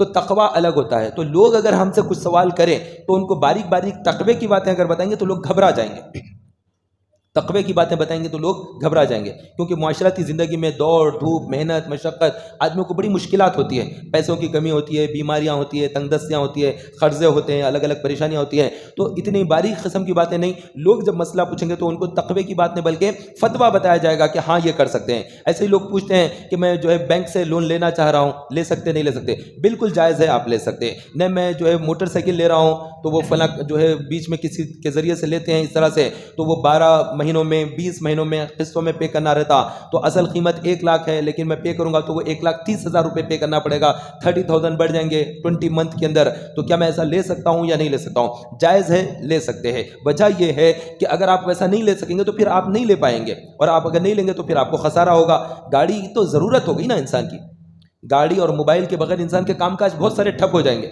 موبائل نہیں رہا، وہاں پہ ملاقات کے لیے چلے گیا اور وہاں جانے کے بعد معلوم ہوا کہ جس کے پاس گیا تھا وہ صاحب ہے ہی نہیں، تو اب جانا آنا بیکار ہو جائے گا. موٹر سائیکل نہیں ہے، آٹو میں بیٹھ کر جانے پڑے گا تو خرچہ زیادہ ہو جائے گا آٹو کا. موٹر سائیکل اپنی خود کی ہے، جلدی جا سکتے، کسی کو لے کر جانا ہے تو پھر فوری سے بٹھا لیے، جا کر چھوڑ کر آئے. ضروری نہیں ہے کہ ہر وقت ٹیکسی لے کر جائے گا، آٹو لے کر جائے گا، وہ تو بہت زیادہ مہنگا ہو جائے گا. تو موٹر سائیکل ہونا پڑے گا. ڈیلی نوکری پر جانا ہے، نوکری سے آنا ہے تو گاڑی لے کر جائے گا تو ہوگا. تو ان چیزوں کے لیے ضرورت کی چیزیں لینا پڑتا ہے. تو ایسے ہی شریعت کا حکم کیا ہے یہ سمجھ لیں کہ اگر شریعت محمدیہ آپ کا نقصان گوارا نہیں کرتی، شریعت محمدیہ آپ کا خسارہ گوارا نہیں کرتی، پسند نہیں کرتی، لہٰذا آپ خسارے میں نہ پڑیں، آپ نقصان میں نہ پڑیں، بلکہ آپ اس کے اندر جاتے ہیں، وہ لیتے ہیں تو آپ کو یقیناً فائدہ ہی ہوگا آپ کے کاروبار میں، تجارت میں، آنے جانے میں، تمام معاملات میں. اس لیے آپ لے سکتے ہیں، آپ کے لیے وہ لینا جائز ہے، درست ہے، اس میں کوئی حرج نہیں ہے، بالکل یہ چیز کی جا سکتی ہے. بعض لوگ کہتے ہیں LIC کا ممبر بننا ہے، انشورنس کا، ہیلتھ انشورنس ہوتا ہے یا لائف انشورنس ہوتا ہے، یہ جائز ہے یا نہیں جائز ہے؟ بالکل جائز ہے، اس کے اندر کوئی حرج نہیں ہے. جو انشورنس وغیرہ ہوتے ہیں تو اس کا پریمیم وغیرہ پے کرنا رہتا ہے، 4 منتھ میں رہتا ہے، 6 منتھ میں رہتا ہے، ایئرلی 2 ٹائم 3 ٹائم، جو بھی اس کا پیمنٹس وغیرہ کرنا رہتے ہیں. بس اس میں یہ دیکھا جائے کہ اگر آپ نے 10 سال کا اس کے اندر پریمیم پے کرنا ہے، ہر مہینہ یا ہر 6 مہینے میں کچھ بھی اماؤنٹ ہوتی ہے، 2,000 5,000 10,000 جو بھی رقم ہوتی ہے، وہ جائز کب ہے اور ناجائز کب ہے یہ سمجھ لیں. اس کو علماء نے یہ فرمایا کہ اگر آپ اس کو پریمیم پابندی کے ساتھ دے سکتے ہیں اور وہ اماؤنٹ نہیں ڈوبتی تو پھر وہ جائز ہے. اور آپ کی کوئی اچھی جاب ہی نہیں ہے، آپ کا کوئی پرماننٹ روزگار نہیں ہے اور آپ کو خطرہ ہے کہ میں شروع کروں گا پھر پیمنٹ نہیں کر سکوں گا، تو وہ جو میں ہر 6 مہینے میں جمع کرتا ہوں، 2-3 سال جمع کیا، وہ ڈوب جائے گا، تو پھر آپ نہیں شرکت کر سکتے اس میں، کیونکہ آپ کو خطرہ ہے کہ آپ کا پیسہ اس کے اندر کھپ جائے گا، ڈوب جائے گا، پیسہ لٹ جائے گا، تو پھر آپ اس کے حصے دار نہیں بنیں. یہ اتنا ہی فرق ہے. باقی اگر آپ کو یقین ہے کہ میں پورا ہر وقت میں ادا کر سکتا ہوں، میری اچھی روزگار ہے، ماہانہ میری جاب ملتی ہے، یہ پیسہ تنخواہ ملتی ہے، سیلری مجھے اتنی آتی ہے، تو پھر اس میں کوئی حرج نہیں ہے. تو اس طرح سے یہ تمام چیزوں کو دیکھنا، سمجھنا اور سیکھنا پڑے گا. نہیں سیکھیں گے اور نہیں سمجھیں گے تو بہت ساری غلطیاں ہو جاتی ہے. معلومات نہیں ہونے کی وجہ سے بعض دفعہ اچھا خاصا لون اپروو ہو جاتا ہے، لیکن پتہ نہیں حرام سمجھ کے آدمی نہیں بھائی، تقویٰ سمجھ کر، حرام سمجھ کر، ڈر کر چھوڑ دیا، بعد میں پھر کتنی مالی تنگیوں کی وجہ سے گناہ کی طرف چلا جاتا ہے. کتنا پیسہ مطلب جھوٹ بول کر لے لے گا، جھوٹی قسمیں کھا کر کاروبار کرے گا، کسی سے لے کر وعدہ کرے گا میں اتنے مہینے میں دے دوں گا، اتنے دنوں میں دے دوں گا، نہیں دے پائے گا. جب اس کو فون کریں گے، بات کریں گے، پیسہ دو، تو وہ فون نہیں اٹھائے گا تو پھر کچھ نہ کچھ آئیں شائیں تائیں شائیں کرتا رہے گا کہ میں دانے والا تھا، یہ ہو گیا، ذرا ہماری امی کی طبیعت خراب ہے، گھر میں یہ کیس آ گیا تھا، اس کی وجہ سے نہیں دے سک رہا ہوں، ایک پریشانی آ گئی تھی، وہ ہو جانے کے بعد دوں گا، میں آپ کو وعدہ کر رہا ہوں میں آپ کو 3 دن میں دے دوں گا، ذرا ایک پرابلم آ گیا تھا 8 دن میں دے دوں گا، تھوڑا میں ڈپریشن میں چلے گیا تھا اس لیے نہیں دیا تھا، تھوڑا بچہ بیمار تھا اس لیے نہیں دیا. ہر وقت نئی اسٹوری، جیسے اخبار چھپتا ہے، روزانہ نیا چھپتا ہے اخبار، کل کا اخبار پھر چھپتا ہے، آج نہیں چھپتا ہے. اخبار کیا کرتا ہے؟ روزانہ نیا. تو آپ کسی کو قرض دیے ہوئے ہیں، اب اس کو واپس دو، وہ روزانہ ایک نیا اخبار چھاپ کر بتاتے رہے گا آپ کو، ڈیلی ایک نئی نیوز کے ساتھ آئے گا. نہیں دینے کی یہ وجہ ہے. آپ کو اتنے معلومات ہو جائیں گے کہ ایسی بھی وجہ بن سکتی ہے، ایسی بھی وجہ بن سکتی ہے اور ایسی بھی وجہ بن سکتی ہے. یہ چیزیں آپ سن کر تھک جائیں گے. بعد میں آپ کو خود ایسا محسوس ہوگا کہ آپ مانگ رہے ہیں اور وہ دینے والا ہو گیا ہے. آپ اس کو دیے ہوئے وہ قرض واپس دینے والا نہیں، وہ اپر ہینڈ بن جائے گا، آپ ہی اس کے آگے مانگنے والے کی ویسی حالت ہو جائے گی. اس کے بعد پھر آپ کا جی کرے گا کہ آئندہ کسی کو نہیں دینا ہے، قسم کھا رہا ہوں آئندہ سے کسی کو پیسے نہیں دینا ہے. دیکھیں بڑا پچھتا لیا، بڑا تکلیف میں پڑ گیا. تو اس طرح سے آدمی جو ہے اذیت میں ڈال دیتے ہیں، تو ایسی مصیبتوں میں آ جاتے ہیں. تو وہ کرنے والا بھی جان بوجھ کر نہیں کرتا ہے، کبھی کبھی وہ خود بھی گردشوں کا شکار ہو جاتا ہے اور اس کو بھی اب دے رہا ہوں. وہ ایک ہی وقت میں یہ نہیں کہتا کہ نیکسٹ منتھ دوں گا، بلکہ وہ کہتا ہے کہ میں 8 دن میں دوں گا، میں 3 دن میں دوں گا، میں 2 دن میں دوں گا، میں کل دے رہا ہوں، میں آج دے رہا ہوں. اس کے بعد پھر 2 دن تک فون نہیں اٹھایا، پھر نئے سرے سے 8 دن کے بعد دے رہا ہوں، 5 دن کے بعد دے رہا ہوں، 2 دن میں پھر دے رہا ہوں. یہ آدمی بیزار ہو کہ اصل میں کب دے گا یہ پیسہ. تو اس طرح پیسوں کے معاملات کے اندر وقت کی پابندی نہیں کرتے ہوئے آدمی لوگ اس طرح سے کر دیتے ہیں. تو دوسرا آدمی اس کے اندر جو ہے دل اس کا ہیٹا ہو جاتا ہے، دل اس کا خراب ہو جاتا ہے کہ میں اس کو دیا تھا اتنا، اینڈ ٹائم پہ میں مدد کرا, اب مجھے اتنی ضرورت تھی, اب مجھے یہ کام کی ضرورت تھی, مجھے یہ کام کی ضرورت تھی, اب پھر میں کریڈٹ کارڈ کے اوپر میں اتنا زیادہ نقصان اٹھا کر لیا, ان کو اپنا کیش دے دے کے میں پھنس گیا, وہاں سے لے لیا, یہاں سے لے لیا, ایسی تمام چیزیں انسان کو آ جاتی ہے. تو یہ تمام چیزوں سے بچنا ہے تو صحیح معلومات بھی حاصل کرنا, اور آدمی محنت اور مشقت کرنے والا رہا, کمانے والا رہا تو پھر کما سکتا ہے. محنت اور مشقت نہیں کر رہے اور وقت گزار دیے, جو ٹائم پہ کام کرنا تھا وہ ٹائم پر سوتے پڑے رہ گئے, اور رات میں جو ہے جاب سے آئے اور موبائل دیکھتے بیٹھے, اور صبح میں جب جاب پہ چڑھنا تھا وہاں پر لیٹ ہو گئے, تو وہاں سے نوکری چھوٹ جاتی. کئی لوگوں کی نوکریاں اس لیے بھی چھوٹ جاتی کہ ان لوگوں کی دوستیاں بے روزگار لوگوں سے ہو جاتی ہے. تو جو بے روزگار لوگوں سے دوستیاں ہو جاتی ہیں اللہ اس کو بھی بے روزگار کر دیتے ہیں, چند دنوں میں اس کو بے روزگار کر دیں, کیونکہ وہ لوگ ان کو ساتھی چاہیے, گھنٹوں اس کے ساتھ ہنسی مذاق بیٹھنا پھرنا کرنا. اب کہیں سے بھی کچھ پارٹ ٹائم یہ وہ کچھ کر کے کہیں سے تھوڑا بہت پیسہ لا لیتے ہیں, اب گھومنے پھرنے جاتے ہیں کیونکہ طبیعت میں اکتاہٹ تھکاوٹ رہتی, کہیں گھومنے پھرنے گئے, وہاں گئے یہاں گئے, اس کا وقت پورا ضائع کر دیا, اس کو بھی اپنی جگہ پہ لا کے کھڑا کر دیا, پورا حال اس کا کر دیا, تو خود بھی کنگال رہتے ہیں اس کو بھی کنگال کر دیتے ہیں. تو ایسے لوگوں کی دوستیوں سے اپنے آپ کو بچانا. جو دوست بولتا میں بے روزگار ہو گیا, جاب دیکھ میرے واسطے, سب سے پہلی جاب اپنی کیا ہوتی ہے, اس کے ساتھ ملاقاتیں کم کرنا, یہی سب سے پہلا کام بن جاتا ہے, کیونکہ اب وہ ٹائم ہی ٹائم ہے اس کے پاس, اور وہ عین ٹائم پر آ کر ٹھہر جائے گا. آپ نوکری پہ جا رہے ہیں, وہ نوکری آپ کی خراب کر کے چھوڑ دے گا. ان چیزوں کا خیال رکھنا. یہ باہر کے ممالک میں بھی ہوتا ہے, آدمی جو ہے 1 گھنٹہ لیٹ ہو گیا, آدھا گھنٹہ لیٹ ہو گیا, کیونکہ وہ خالی تھا نا, وہ اس کو تو باتیں کرنا چاہیے, اس کو بہت ساری باتیں چاہیے, تو وہ باتوں کے اندر آدمی دوسروں کو تباہ کر دیتے ہیں. ان چیزوں کا لحاظ رکھنا چاہیے. اور سب سے اہم ترین بات جو یہ ہے کہ ہم اللہ کے حقوق ادا اگر کر بھی لیں گے نا, نمازیں پڑھیں گے, حج کریں گے, روزے رکھیں گے, اس سے کوئی دوسرا آدمی مسلمان نہیں ہو جائے گا. آپ جو بندوں کے حقوق ادا کریں گے صحیح طور پر, جب لوگ آپ کے مذہب سے متاثر ہوں گے, آپ یتیموں کا خیال رکھتے, آپ بیواؤں کا خیال رکھتے, آپ رشتہ داروں کا خیال رکھتے, آپ پڑوسیوں کا خیال رکھتے, آپ اپنے ماں باپ اور ضعیف ماں باپ, بوڑھے ماں باپ ہیں, ان کا بہت زیادہ حد درجے تعظیم اور تکریم کرتے, تو اس پر لوگ اسلام کے قریب آئیں گے کہ اسلام ایسا مذہب ہے جس کے اندر یہ چیزیں خوبیاں ہوتی ہیں. اور اگر یہ چیزیں نہیں کرتے ہیں تو پھر اس کے اندر برائیاں پیدا ہو جائیں گی, اسلام کو لوگ اچھا نہیں سمجھیں گے, جیسے دیگر مذاہب کے اندر ہوتا ہے. ایک مرتبہ ادھر دیکھیے, درود پاک پڑھیے ایک مرتبہ. اللہم صلی علی سیدنا مولانا محمد معدن الجود والکرم والہ وبارک وسلم, صلاۃ و سلام علیک یا سیدی یا حبیبی یا رسول. باوجہ بلند درود پاک پڑھیے. اسلام کے 2 شعبے ہیں, ایک شعبہ حقوق اللہ ہے اور ایک شعبہ حقوق العباد ہے. تو حقوق اللہ کے اندر نماز, روزہ, زکوٰۃ, حج, یہ تمام عبادتیں آ جائیں گی. قرآن مجید کی تلاوت ہے, مسجدوں کے اندر اعتکاف کرنا ہے, یہ سب اللہ تعالیٰ کے حقوق ہے. اس کے اندر کمی بیشی یہ سب اللہ تبارک و تعالیٰ نے اس کو دیکھنا ہے. لیکن بندوں کے جو حقوق ہوتے ہیں وہ حقوق بہت زیادہ اہم ہوتے ہیں. اور قرآن مجید کے اندر نماز, روزہ, ذکر, تلاوت سے ہٹ کر جو چیزیں بیان کی گئی ہے وہ خرید و فروخت کے معاملات ہیں, وہ رشتہ داریاں نبھانا ہے, وہ ماں کے ساتھ سلوک, وہ باپ کے ساتھ سلوک, وہ اولاد کی تربیت, وہ پڑوسیوں کے ساتھ اچھا رہنا, یا بہنوں کے حق ادا کرنا, یا جو آدمی انتقال کر گیا تو اس کے مال کی وراثت کی تقسیم کرنا. یہ ڈھیر سارے جو معاملات ہوتے ہیں یہ تمام چیزوں کو قرآن مجید میں زیادہ بیان کیا گیا ہے. تو بندوں کے حقوق بہت زیادہ اہم ترین ہوتے ہیں, اور بندوں کے حقوق کے اندر اگر پامالی کریں گے تو پھر وہ جواب دینا بڑا ٹف ہو جائے گا. حشر کے دن بندہ کئی ایک نیکیاں کرے گا لیکن اس کے باوجود بھی جنت کی طرف نہیں جا سکے گا, کیونکہ وہ لوگوں کے حقوق پامال کیا ہوا ہوگا. تو کوئی آئے گا کہے گا کہ مجھے اس نے یہ دینا تھا, میرے ساتھ اس نے یہ غلط کیا تھا, میرے ساتھ اس نے یہ غلط کیا تھا. اللہ تبارک و تعالیٰ اس کی نیکیاں اس کو دے دیا گا جو اس نے زیادتیاں کی دنیا میں. تو یہاں پر دنیا میں جو حساب کتاب ہوتا ہے وہ کیش کے اوپر ہوتا ہے, پیسہ انڈین کرنسی کے اندر ہوتا ہے. امریکہ میں تو وہاں کے ڈالر میں ہوگا, یو کے اندر پاؤنڈ کے اوپر ہوگا, سعودی عرب میں ریال کے اندر حساب کتاب مکمل ہو جائے گا. لیکن آخرت میں حشر کے اندر جب لوگوں کے حساب کتاب ہوں گے تو وہاں پر نہ دینار چلے گا نہ درہم چلے گا. وہاں پر کیا چلے گا, وہاں پر نیکی اور بدی یہی چیز چلے گی. تو آپ کے پاس جو نیکیاں ہیں وہ نیکیاں لوگوں کو دیں گے, کیونکہ آپ نے اس کا مال کھا لیا تھا, اس کو پیسہ بعد میں دیتا ہوں مل کر ٹائم پاس کر کے اس کا کھا گئے تھے, اس کو غلط مال دے دیے, ایک بتائے ایک بیچ دیے, یعنی دھوکہ کر دیے, جھوٹی قسم کھا کر دیے, یا پھر رشوت میں پیسہ لے لیے, کسی طریقے سے دھوکہ, غبن اور دھاڑی کر لیے, اس طرح سے پیسہ لوگوں کا وصول کر لیے. اب یہ پیسہ تو آپ کو آ گیا ہے, اب واپس کیسے کریں گے حشر کے دن؟ حشر میں تو کرنسی چلے گی نہیں کوئی, وہاں پر کیا چلے گی, نیکی چلے گی. تو آپ کی جو نمازیں ہیں, آپ کے جو روزے ہیں, آپ نے جو حج کیا ہوا ہے, یہ لوگوں میں دیا جائے گا. یہ کسی کی کوئی نمازیں گئی, کتنی مشکل سے ایک نماز پڑھتا ہے بندہ, وہ نمازیں جو جمع کی تھی, وہ جو رمضان میں روزے رکھے تھے, یہ سب کے سب لوگوں کو دیتے جانا پڑے گا, کیونکہ لوگوں کا کھا گیا ہے نا.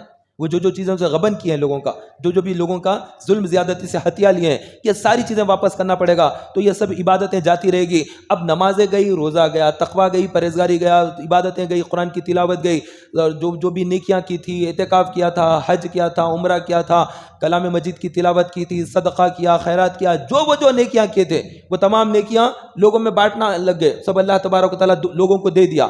اب پوری نیکیاں ختم ہو گئی، لیکن اور لوگ کھڑے ہوئے ہیں کہ ہمارے ساتھ بھی زیادتی کیا تھا، ہمارے ساتھ ظلم کیا تھا، ہمارا پیسہ لے لیا تھا، ہماری ملگی لے لی تھی، ہمارے گھر پہ قبضہ کر لیا تھا. نہ جانے کتنے قسم کے گناہ جب لوگ لا کر ٹھہر جائیں گے ان کے ساتھ ہوئی زیادتیوں کا، تو اب وہاں پر کیا ہوگا؟ اللہ تبارک و تعالیٰ ان لوگوں کو جن تک نیکیاں نہیں پہنچی ان کے گناہ اٹھا کر اس کے نامہ عمل میں ڈال دے گا. یہ دوسروں کے گناہ اپنے آ گئے تو کوئی شراب پیا ہوا تھا، کوئی زنا کرا ہوا تھا، کوئی چوری کیا ہوا تھا، کوئی ڈکیتی کیا ہوا تھا، کوئی گندے کام کیا تھا، کوئی کسی کی آنکھ کے گناہ، کسی کے ہاتھ کے گناہ، کسی کے پیر کے گناہ، کسی کی شرمگاہ کے گناہ، الگ الگ قسم کے گندے گندے جو لوگ کام کیے تھے وہ گناہ اٹھا کر اس کے نامہ اعمال میں ڈالے جائیں گے، کیونکہ اس کی نیکیاں تو ختم ہو گئی. اب بانٹے گا کیا؟ نیکیاں تو پورے ختم ہو گئی، لیکن لوگوں کے حقوق ابھی بھی باقی ہے. تو لوگوں کے دوسروں کے گناہ سارے کے سارے اس کے سر پر ڈال دیے جائیں گے، اور یہ شخص تباہ ہو جائے گا کہ میرے نیکیاں چلی گئی اور میں نے جو زیادتیاں کی تھی، کسی کا مال کھا گیا تھا، کسی کو دھوکہ دیا تھا، وہ تمام لوگوں کے بد اعمالیاں میرے گلے پڑ گئی، اور گلے کا ہار برے اعمال دوسروں کے لے کر یہ جہنم کی طرف پھینک دیا جائے گا. تو کتنی بدترین جگہ ہے وہ، اور کیسا ہی برا جانا ہے. تو ہم اس دنیا کے مسافر ہیں، ان قریب موت آئے گی اور ہم موت کا شکار ہو جائیں گے، ہم اس دنیا سے روانہ ہو جائیں گے. تو جانے سے پہلے نیکیوں کو جمع کرنا ہمارا کام ہے، نیکیوں کو جمع کرنا ہمارا کام ہے. ہم اس دنیا سے نیکیاں اکٹھا کرنے کے لیے آئے ہیں، اور یہاں پر آ کر دل لگا لیے نیکیوں کو چھوڑ کر. جیسے آپ دیکھیں کہ ایک بادشاہ ہے، اس نے اپنا دربار سجایا اور اپنی رعایا سے کہا کہ آؤ اور یہ دربار کو ہمارے دیکھ کر جاؤ. تو سب جنے آ رہے ہیں، جتنے لوگ ہیں آ کر دربار دیکھ رہے ہیں. کیا شاندار محل ہے، کیا کرسی ہے، کیا تخت ہے، کیا ان کا تاج ہے، کیا شاندار اس کے اندر زیورات ہے. ہر کوئی دیکھ رہا، لیکن کوئی اس سے دل لگا لے کہ یہ مجھے مل جائے، یہ مل جائے، ملے گا اسے؟ بادشاہ نے بس بلایا ہے، سب دیکھ لو، چلے جاؤ. ایسے ہی اللہ رب العزت نے ہمیں دنیا میں بھیجا ہے کہ آؤ یہ دنیا دیکھو، کائنات ہم نے سجائی، یہ زمین ہے، یہ آسمان ہے، یہ محل ہے، یہ گھر ہے، یہ ساری زمین کو اللہ تبارک و تعالیٰ نے جس طرح سے بنا دیا، یہ سب کچھ ہمیں بتا دیا، اور پھر ہم بہت تیزی سے پھر ہمیں اپنی قبر میں بھیج دے گا. اور ہم دل لگا کر بیٹھ جائیں کہ یہ ہمیں ملنا چاہیے تھا، یہ بلڈنگ ہمیں ملنا چاہیے تھا، یہ دکان ہمیں ملنا چاہیے تھا، یہ کارخانہ میرا ہونا چاہیے تھا، یہ باغ مل جاتا، یہ کنڈا مل جاتا. یہ کچھ ایسی چیزیں تو ملے گی نہیں، وہ اس کے اوپر آدمی تڑپتے تڑپتے آدمی خواہشات میں موت ہو جائے گی، لیکن وہ تمام چیزیں حاصل نہیں ہوگی. تو بہت کم وقت ہے اور بہت لمبا سفر آخرت کا ہے. تو اس کم وقت میں زیادہ نیکیاں اکٹھا کرنا ہے، کیونکہ وہاں پر رہنا بہت زیادہ ہے. قبر میں ہمیں بہت لمبا پیریڈ گزارنا ہے. یہ باہر نکلیں گے تو بڑے بڑے قبرستان نظر آئیں گے، ہزاروں لوگ ہیں اس کے اندر. یہ جو قبرستان کے اندر اوپر جو مٹی کے تودے نظر آتے ہیں، یہ سیکنڈ فلور ہے، فرسٹ فلور بھی ہے اس کے اندر، پھر گراؤنڈ فلور بھی ہے، انڈر گراؤنڈ بھی ہے اس کے اندر ہے. اتنے قبریں ایک کے نیچے ایک کے نیچے، کیونکہ قبرستانوں کے اندر لوگ لا کر ریتی ڈالتے ہیں، گچھی، مٹی، سیمنٹ، پتھر لاتے رہتے ہیں بنانے کے لیے. تو ہوتے ہوتے یہ اتنا اونچا ہو گیا ہے. حالانکہ یہ جو نیچے کی جو روڈ دکھ رہی اس سے بھی نیچے کو تھا وہ قبرستان، بہت زیادہ روڈ ہی پڑھ کے کتنی بلند ہو گئی ہے. وہ قبرستان تو اور بھی نیچے کو تھا، لیکن وہاں پر کتنے فلور ہوتے ہوتے چلے گئے. کہ میں اس لیے کہہ رہا ہوں کہ ایک مرتبہ گورنمنٹ کی طرف سے یہ روڈ بنا رہے تھے تو وہ دیوار گرا دیے تھے، تو دیوار جیسی قبرستان کی گری تو ہم دیکھ کر حیران رہ گئے کہ وہ ایک کے نیچے کتنے قبریں ہیں اس کے اندر. تو یہ اوپر کا حصہ نہیں ہے، اس کے نیچے اور اس کے نیچے بھی قبریں. تو اتنے لوگ یہاں پر دفن ہیں. تو ہم بھی اسی جگہ پر عنقریب چلے جائیں گے، اور ہمارا جسم بھی ایسے ہی نہیں رہے گا. آج ہم نہا رہے ہیں، عطر لگا رہے ہیں، خوشبو ہے، بہت جلد یہ وقت گزر جائے گا. یہ ہماری آنکھیں، اس پر بھی کیڑے پھر کر آنکھوں کو کھا لیں گی. یہ زبان جو بول رہی ہے، کیڑے اس کو بھی چاٹ لیں گے کہ یہ زبان باقی نہیں رہے گی. قبر خون بھی پی جائے گی، چمڑی بھی ادھیڑ دے گی، گوشت باقی نہیں رکھے گا، ہڈی بھی باقی نہیں رہے گی. قبر میں سب کچھ ختم ہو جائے گا، ہم فنا ہو جائیں گے، کچھ بھی باقی نہیں رہے گا. کوئی چیز اگر رہے گی وہ ہمارا نامہ اعمال ہے، وہ رہ جائے گا. اور وہی چیز سے پھر ہمارے جسم کو پھر اللہ تعالیٰ پیدا کرے گا، دوبارہ پھر ہمیں حیات دے گا. ہم اٹھیں گے اور حیران ہو کر اٹھیں گے، یہ کون سا دن ہے، یہ کیا ہے؟ تو پھر فرمایا جائے گا یہ وہی دن ہے جو تم کہا کرتے تھے مالک یوم الدین، وہ حشر کا دن، وہ قیامت کا دن، یہ وہی دن ہے. اور اس دن نکلیں گے اپنی اپنی قبروں سے، تو ہم یہاں سے کچھ لے کر نہیں جائیں گے. 3 چادریں مرد لے کر جائے گا کفن کی، 5 چادریں عورت لے کر جائے گی کفن کی، اور پھر وہ بھی قبر میں چھوڑ کر ننگے باہر نکل کر آئیں گے۔ تو حضرت عائشہ صدیقہ رضی اللہ تعالیٰ نے نبی پاک صلی اللہ علیہ وسلم کی بارگاہ میں عرض کیا کہ رسول اللہ کیسی شرم کی بات ہوگی کہ لوگ اس طرح سے نکل کر آئیں گے۔ تو اللہ کے نبی علیہ السلام نے ارشاد فرمایا کہ اے عائشہ اس وقت کوئی کسی کی طرف نظر نہیں کرے گا، ہر ایک کو اپنی پڑی ہوگی، نفسا نفسی کا عالم ہوگا، کیونکہ آگ جیسی برسا رہا ہوگا، سورج گرم آگ برسا رہا ہوگا، ایک تپش، ایک سختی، ایک گرمی، ایک وحشت ہوگی، اور لوگوں کو آگ جمع کرے گی، ایک طرف ہانکے گی۔ تو ہم اس دنیا کے مسافر ہیں اور اس دنیا سے 3 چادریں لے کر جائیں گے، اور کتنی تعجب کی بات ہے جب نکلیں گے تو وہ 3 چادریں بھی باقی نہیں رہے گی، بغیر چادر کے واپس آئیں گے۔ کیا لے کر گئے تھے، کیا لے کر واپس آنا ہے؟ کچھ بھی نہیں، بس نامہ اعمال میں نمازیں رہ جائیں گی، روزہ رہ جائے گا، صدقہ دیے تھے، زکوٰۃ دیے تھے، حج ادا کرے تھے، قرآن کی تلاوت کیے تھے، ماں باپ کے ساتھ اچھا سلوک کیے تھے، رشتہ داریاں نبھائے، پڑوسیوں کے ساتھ اچھا سلوک کیا، کسی یتیم کو کھانا کھلایا تھا، کسی محتاج کو کپڑا دے دیے تھے، کسی غریب کے مدد کر دیے تھے، کسی نابینا کو رستہ پار کرا دیے تھے، روڈ کے اوپر پتھر پڑا ہوا تھا وہ پتھر کو ہٹا دیے، کانٹی تھی، ہڈی تھی، لوگوں کو تکلیف نہ پہنچے وہ ہٹا دیے تھے۔ یہی تمام نیکیاں ہمارے پاس جمع رہ جائیں گی۔ اب کسی کا کھا گیا، کسی کو دھوکہ دیا، شراب پی، زنا کیا، داڑھی منڈائی، گندے کام کیے، برے اعمال کیے، نمازوں کو چھوڑا، یہ تمام چیزیں لکھی رہ جائیں گی اور یہ گلے کا ہار بن جائے گی۔ تو ہم حشر کے دن اٹھیں گے تو اپنے اپنے ناموں کے نامہ اعمال کے ساتھ اٹھیں گے۔ فَمَن يَعْمَلْ مِثْقَالَ ذَرَّةٍ خَيْرًا يَرَهُ وَمَن يَعْمَلْ مِثْقَالَ ذَرَّةٍ شَرًّا يَرَهُ، جو رتی برابر نیک عمل کرے گا وہ بھی اسے وہاں دیکھ لے گا، اور جو رتی برابر شرارتی عمل کرے گا، شر کرے گا، وہ اعمال بھی وہ وہاں پر دیکھ لے گا۔ تو حشر کے میدان میں تمام چیزیں ہم دیکھنے والے ہیں، کوئی چیز چھپی رہنے والی نہیں ہے۔ ہمارے ساتھ 2 فرشتے ہیں، کرامن کاتبین یعلمون ما تفعلون ان الابرار لفی نعیم وان الفجار لفی جحیم۔ تو نیک لوگ جنت کی طرف جائیں گے، برے لوگ جہنم کی طرف ہانک دیے جائیں گے، اور یہ 2 فرشتے ہیں جو مسلسل لکھ رہے ہیں جو کچھ ہم کر رہے ہیں، کوئی چیز چھپی بھی نہیں ہے۔ انسان اپنا نامہ اعمال خود دیکھے گا، بس قسمت کی بات ہے کہ اللہ تعالیٰ اس کے سیدھے ہاتھ میں دے گا کہ بائیں ہاتھ میں دے گا۔ اگر وہ خوش نصیب ہوگا، نیکیاں اس کی زیادہ ہوں گی تو اللہ حشر کے دن سیدھے ہاتھ میں اعمال دے دے گا، اور اگر وہ برا ہے، گناہ گار ہے، تو اللہ تعالیٰ اس کے بائیں ہاتھ میں نامہ اعمال دے دے گا۔ تو وہ بائیں ہاتھ میں بھی دے گا تو سینے میں سے ہاتھ کو دھسا کر پیٹھ کی طرف ہاتھ نکلے گا، سوراخ پڑ جائے گا اس کے پیٹ میں، سینے میں، اور پھر نامہ اعمال اس کے ہاتھ میں رکھ دیا جائے گا۔ وہ کیا حال ہوگا اور وہ کیسا منظر ہوگا ہم تصور نہیں کر سکتے۔ تو وہ دن بھی ہم پر عنقریب آنے ہی والا ہے۔ ہم چونکہ اس دنیا کو بہت زیادہ سمجھے ہوئے ہیں لیکن آخرت بڑی ہے۔ آپ رات کو بہت بڑی سمجھتے ہیں کہ اب پوری رات کیسے کٹے گی، فین نہیں ہے، اندھیری رات ہے، لیکن زندگی اتنی بڑی ہوتی ہے کہ وہ ایک رات ایسے کٹ بھی جاتی۔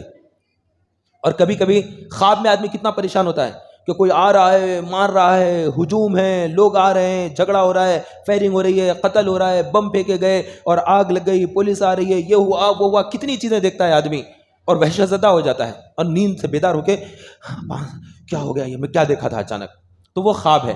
کچھ ہی دیر میں اتنا سب کچھ دیکھ لیا، اب ریئل لائف میں آ گیا تو دیکھا کہ ارے وہ تو خواب تھا، لیکن میں تو ڈر گیا تھا، میں تو گھبرا گیا تھا۔ اس کے بعد اٹھا تب بھی میرے پسینے جا رہے ہیں، میں بہت زیادہ گھبرا گیا، خواب بہت ڈراؤنی تھا، خواب بہت زیادہ خوفناک تھا۔ تو جیسے خواب کو خوفناک اور ڈراؤنی سمجھ کر آدمی سمجھتا ہے، پھر جب جاگ جاتا ہے تو سمجھتا ہے کہ زندگی بہت بڑی ہے، اس میں سے ایک رات، اور ایک رات میں سے بھی کچھ لمحے جو میں سویا اس میں سے تھوڑا سا حصہ خواب میں ایسے دیکھا، تو یہ ساری زندگی جو ہم گزار رہے ہیں اس کو انسان خواب سمجھے گا۔ آخرت اتنی بڑی ہوگی، اتنی بڑی آخرت ہوگی، اس میں یہ جو پیدا ہوئے، جوان ہوئے، پڑھے لکھے، شادی ہوئی، بیوی بچے، پھر ان کے شادیاں کرے، پھر مر گئے، دفن ہو گئے، مال بھی لوگوں میں تقسیم ہو گیا، اس کے بعد یہ تمام چیزوں کو بھی آدمی کیا سمجھے گا؟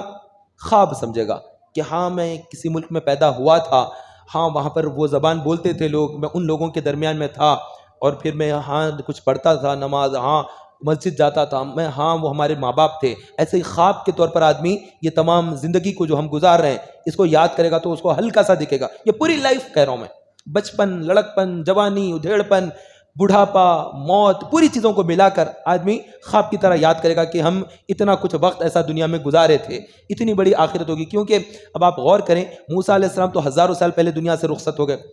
موسیٰ علیہ السلام کے پاس جو پہاڑ پہ قبرستان ہے، میں نے وہ قبرستان دیکھا ہے موسیٰ علیہ السلام کے پاس کا، تو وہ بڑا سا قبرستان ہے اور ہزاروں سال پہلے سے وہ پرانی قبریں ہیں وہاں پر، ویسی پتھر لگے ہوئے ہیں، وہ اس دور کی زبان ہے، اس کے اوپر لکھا ہوا پتھروں پر کیا لکھا ہوا ہے کچھ سمجھ نہیں آتا، وہ عربی بھی نہیں، وہ ہبریو زبان ہے، وہ الگ قسم کی لینگویج ہے وہاں پر، وہ لینگویجوں میں لکھا ہوا ہے، اس سے الگ اور پہلے کے انبیاء ہے، وہاں پہ ان لوگوں کے مزارات کے قریب میں قبریں ہیں، کئی لوگوں کی پرانی قبریں، وہ قبرستان دیکھیں گے، دانیال علیہ السلام جو ہزاروں سال پہلے نبی آئے تھے، اس زمانے کے لوگ بھی قبروں میں، تو ہم بھی قبر میں چلے جائیں گے، پھر ہم پر کتنے سال گزریں گے، 100 200 500 1000 سال ہم بھی قبر میں گزاریں گے، کتنا لمبا پیریڈ قبر میں گزار کر آدمی پھر باہر نکل کر آئے گا اور کہے گا ہمیں کس نے جگا دیا، یہ تعجب کے ساتھ کہے گا کہ یہ ہم کہاں پر آئے، کس نے جگہ دیا، تو یہ خواب غفلت میں سوتے سوتے لمبا ٹائم ہمارا گزر جائے گا۔ تو اس طرح موت آئے گی، اچھی آئے گی، بری آئے گی، اچانک آئے گی،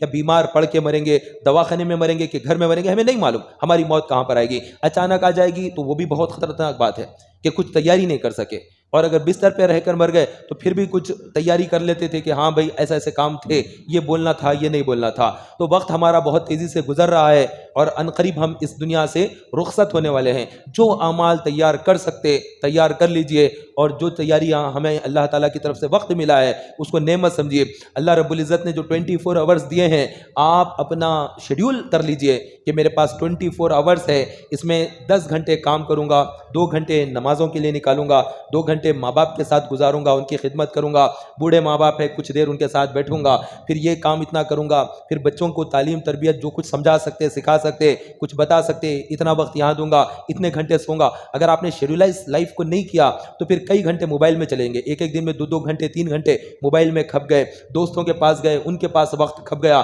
تو اصل جو لائف ہے اس میں ٹائم کم پڑ جائے گا، چاہے مال کمانے میں کم پڑ جائے، پیسہ حاصل کرنے میں، نوکری کرنے میں بھی کم پڑ سکتا، یا نیکیاں جمع کرنے میں بھی کم پڑ سکتا ہے، نمازیں، تلاوت، ذکر و اذکار، اس میں بھی ٹائم کم پڑ جاتا ہے۔ تو اگر شیڈولائز رہا تو پھر ہم اپنے ٹائم کو دیکھ سکتے کہ بھائی میں فجر کے ٹائم پہ اٹھنا تھا، میں پیپر لگا لیا ہوں الماری کے پاس، اب اس میں دیکھنا ہے کہ یہ ٹائم پر مجھے اٹھنا ہے، بس مجھے روزانہ کا میرا شیڈول ہے کہ ہاں بھائی یہ ٹائم پر اٹھنا ہے، یہ کمپلسری اٹھنا ہے، یہ الارم بجے اور یہ ٹائم پر اٹھے، اس کے بعد کچھ دیر قرآن پڑھنا ہے، کچھ ناشتہ کر لیے، اس کے بعد سو گئے، پھر اس کے بعد یہ ٹائم پر اٹھے، یہ کام کرنا ہے، اس کے بعد پھر یہ کام ہے، اتنے گھنٹے مجھے کیا کرنا ہے۔ تو ہماری جو زندگی ہے اس کو شیڈولائز کرنا ہے، ساتھ ساتھ اپنے بچوں کی زندگیوں کو بھی شیڈولائز کرنا ہے، بچے کو بھی بٹھا کر اس کو شیڈول کر کے دکھائیں کہ تمہارے جو 24 آورس ہے تمہارے پاس روزانہ کے، اس کے اندر تم 8 گھنٹے سو جاؤ، 7 گھنٹے سو جاؤ، رات میں 9 بجے سو گئے، آپ 10 بجے بھی سو گئے، تب بھی اس کے بعد پھر 5 بجے کے ٹائم پر اٹھ گئے، اتنے گھنٹے آپ کی نیند ہو گئی، اب اتنے گھنٹے یہاں پر نہیں، اگر آپ شیڈول نہیں کریں گے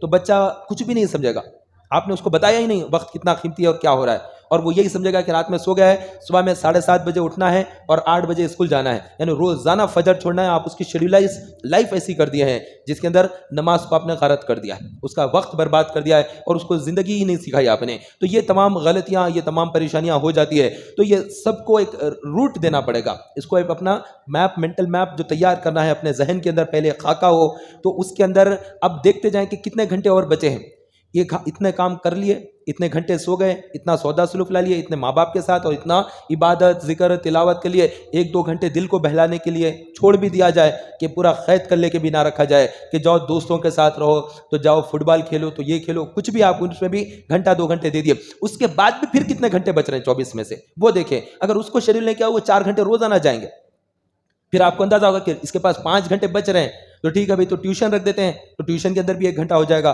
پھر عربی کتنی دیر پڑھ رہا ہے، 1 گھنٹہ وہاں پر پڑھ رہا ہے، آدھا گھنٹہ ہی مول صاحب پڑھا رہے ہیں، تو اور آدھا گھنٹہ یہ بعد میں مغرب کے ٹائم پر بھی پڑھ لے، چلو اس کے اندر اتنے، اور پھر 3 گھنٹے بچ رہے ہیں، اب اس کا کیا کریں؟ اس طرح سے آپ اس کے کام کو استعمال میں، وقت کو استعمال میں لائیں گے اور اس کے سپرد کوئی کام کریں گے، تو پھر وہ ایک اچھا جو ہے عزت دار شہری بنے گا، ایک وہ اچھا مسلمان بنے گا، وہ بااخلاق باکردار مسلمان بنے گا۔ تو ہمارے اس دنیا سے پردہ کر جانے کے بعد، ہم رخصت ہو جانے کے بعد، ہماری اولاد نالائق نہ ہو، نافرمان نہ ہو، وقت کو برباد کرنے والی، اور پھر نالوں کے پاس کھڑے ہوئے ہیں، پان کے ڈبوں کے پاس کھڑے ہوئے ہیں، روڈ کے چوراہوں پر کھڑے ہوئے ہیں اور وقت برباد کرتے ہوئے ہا ہا ہی وہ جا رہی ہے، وہ آ رہا ہے، یہ سب دیکھ لیتے ٹھہریں، وقت برباد کریں نہ، ایسا نہ بنائیں، اپنے بچوں کی شیڈولائز لائف کریں، ان کو اچھا پڑھانا ہے، اچھا لکھانا ہے، اور ان کو خود وقت دے کر کتنی تعلیم تربیت دینا ہے، یہ تمام چیزیں کرنا ہے، اپنا خود کا وقت بھی بہتر طور پہ گزرے، آنے والے بچوں کا بھی لائف کا جو ہمارا اگلا حصہ رہے گا وہ بھی اچھا گزرے، تو ان تمام چیزوں میں وقت لگائیں گے تو خدا کی قسم زندگی کامیاب رہے گی،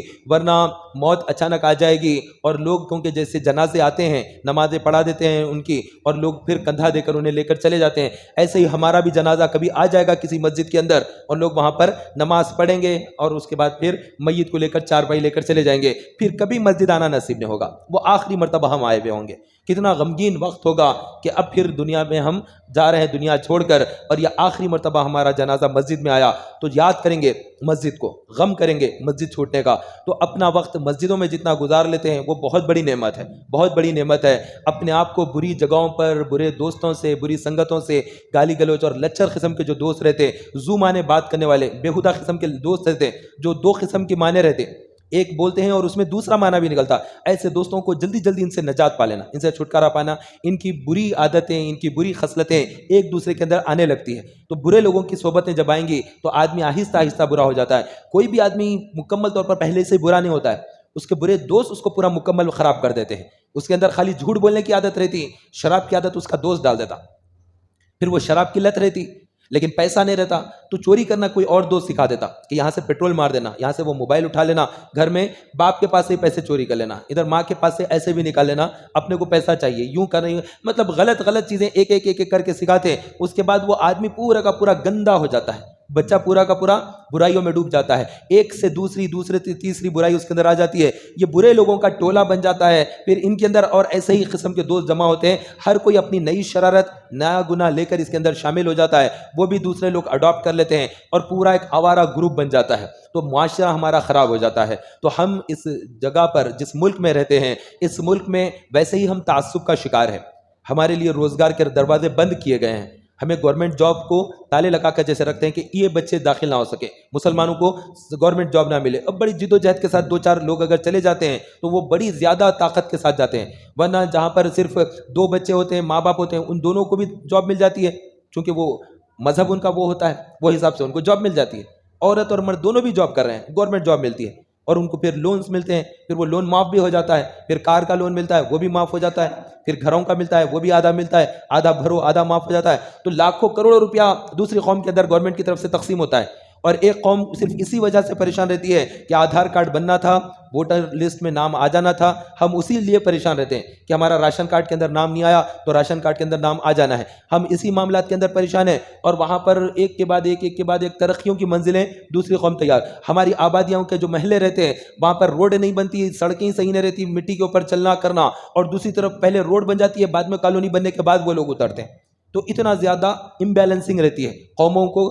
اللہ تبارک و تعالیٰ کسی قوم کو عروج دیتا ہے، کسی قوم کو زوال دے دیتا ہے، تو ہمیں زوال پذیر کیا ہے اللہ رب العزت نے، تو وہ ہمارے نامہ اعمال کی وجہ سے، ہماری بدبختی یہ کسی اللہ تعالیٰ کی ناراضگی کی وجہ سے ہے۔ ہم نے جو نماز کے ٹائم پر سو جانا، جھوٹ بول کے کاروبار کر لینا، اپنے ساتھی کو دھوکہ دے دینا، غلط قسم کھا کر پیسہ نکال لینا، تو اس طرح کے جو برائیاں ہمارے اندر جمع ہو گئے ہیں، اور خاص طور پر ماں باپ کے انتقال کے بعد ان کا جو پیسہ رہتا وہ پیسہ تقسیم نہیں کرنا، وہ جو تقسیم کرنا تھا اس کے اندر کھپلا کر دینا، بچیوں کو نہیں دینا، بچے جو ہے وراثت کا مال لوٹ لینا، یہ تمام برائیوں کی وجہ سے اللہ رب العزت نے ہم سے یہ چیزیں، بھلائیوں والی چیزیں ختم ہو گئی ہے، مملکتیں ختم ہو گئی ہے، حکومتیں ختم ہو گئی ہے، ہم کسی اور چوراہے پر آ کر اب کھڑے ہیں۔ اب دوبارہ پھر سے اگر اسٹینڈ لینا ہے تو معاشرے کے اندر دونوں جو شعبے ہیں اسلام کے، دونوں شعبوں میں بھی آگے بڑھنا ہوگا، ایک حقوق اللہ، دوسرا حقوق العباد۔ صرف نماز پڑھیں گے، ذکر کریں گے، دعا کریں گے، قرآن پڑھیں گے، حج کریں گے، اس سے بھی کام نہیں چلے گا، اور پھر معاشرات کے اندر اگر آپ دھاندلیاں کریں گے، جو پڑوسیوں کے حقوق پامال کر دیے، رشتہ داریاں توڑ دیے، ماں کا حق ادا نہیں کرے، بیوی پر زیادتی کر دیے، بچوں کو صحیح تعلیم تربیت نہیں دیے، یہ بھی بہت زیادہ برائیاں ہیں۔ یہ دونوں معاملات کو بہتر کریں گے تب کہیں جا کر بندہ صحیح طور پر اسٹینڈ لے گا اور اللہ رب العزت راضی ہوگا۔ اللہ تبارک و تعالی ہم سے راضی ہو جائے تو ہمیں اس کی رضا والے کام کرنا ہے، تو رضا والے کاموں کے اندر بندوں کے حقوق بہت زیادہ اہم ترین ہیں، ان حقوق کو پہچانے۔ غفلت جو ہم کرتے ہیں بندوں کے حقوق ادا کرنے میں، مجبور لاچار لوگ، بیمار لوگ، بیوہ ہے، یتیم ہے، ایسے جو لوگ ہوتے ہیں ان کی کیا آپ مدد کر سکتے ہیں؟ اتنی مدد کر دیں، زیادہ نہیں کر سکتے تھوڑی کر دیں، کچھ نہیں کر سکتے ان کو گالی نہ دیں، جھڑکے نہیں، برا نہ کہیں، فقیر کو جو آ کر کوئی بھیک مانگ رہا ہے اس کو آپ دے سکتے ہیں تو خیر سے کچھ دے دیں، نہیں دے سکتے تو جھڑکی تو نہ دے، کم از کم جھڑکی دیں گے تو آپ کو تنگ دستی لپٹے گی، فقیر کو جھڑکنے سے تنگ دستی اور بہت زیادہ نحوستیں لگتی ہے۔ تو اللہ تبارک تعالی ہم سب کو اچھے اعمال اختیار کرنے کی توفیق عطا فرمائے، آمین بجاہ النبی الامین وصلی اللہ تعالی۔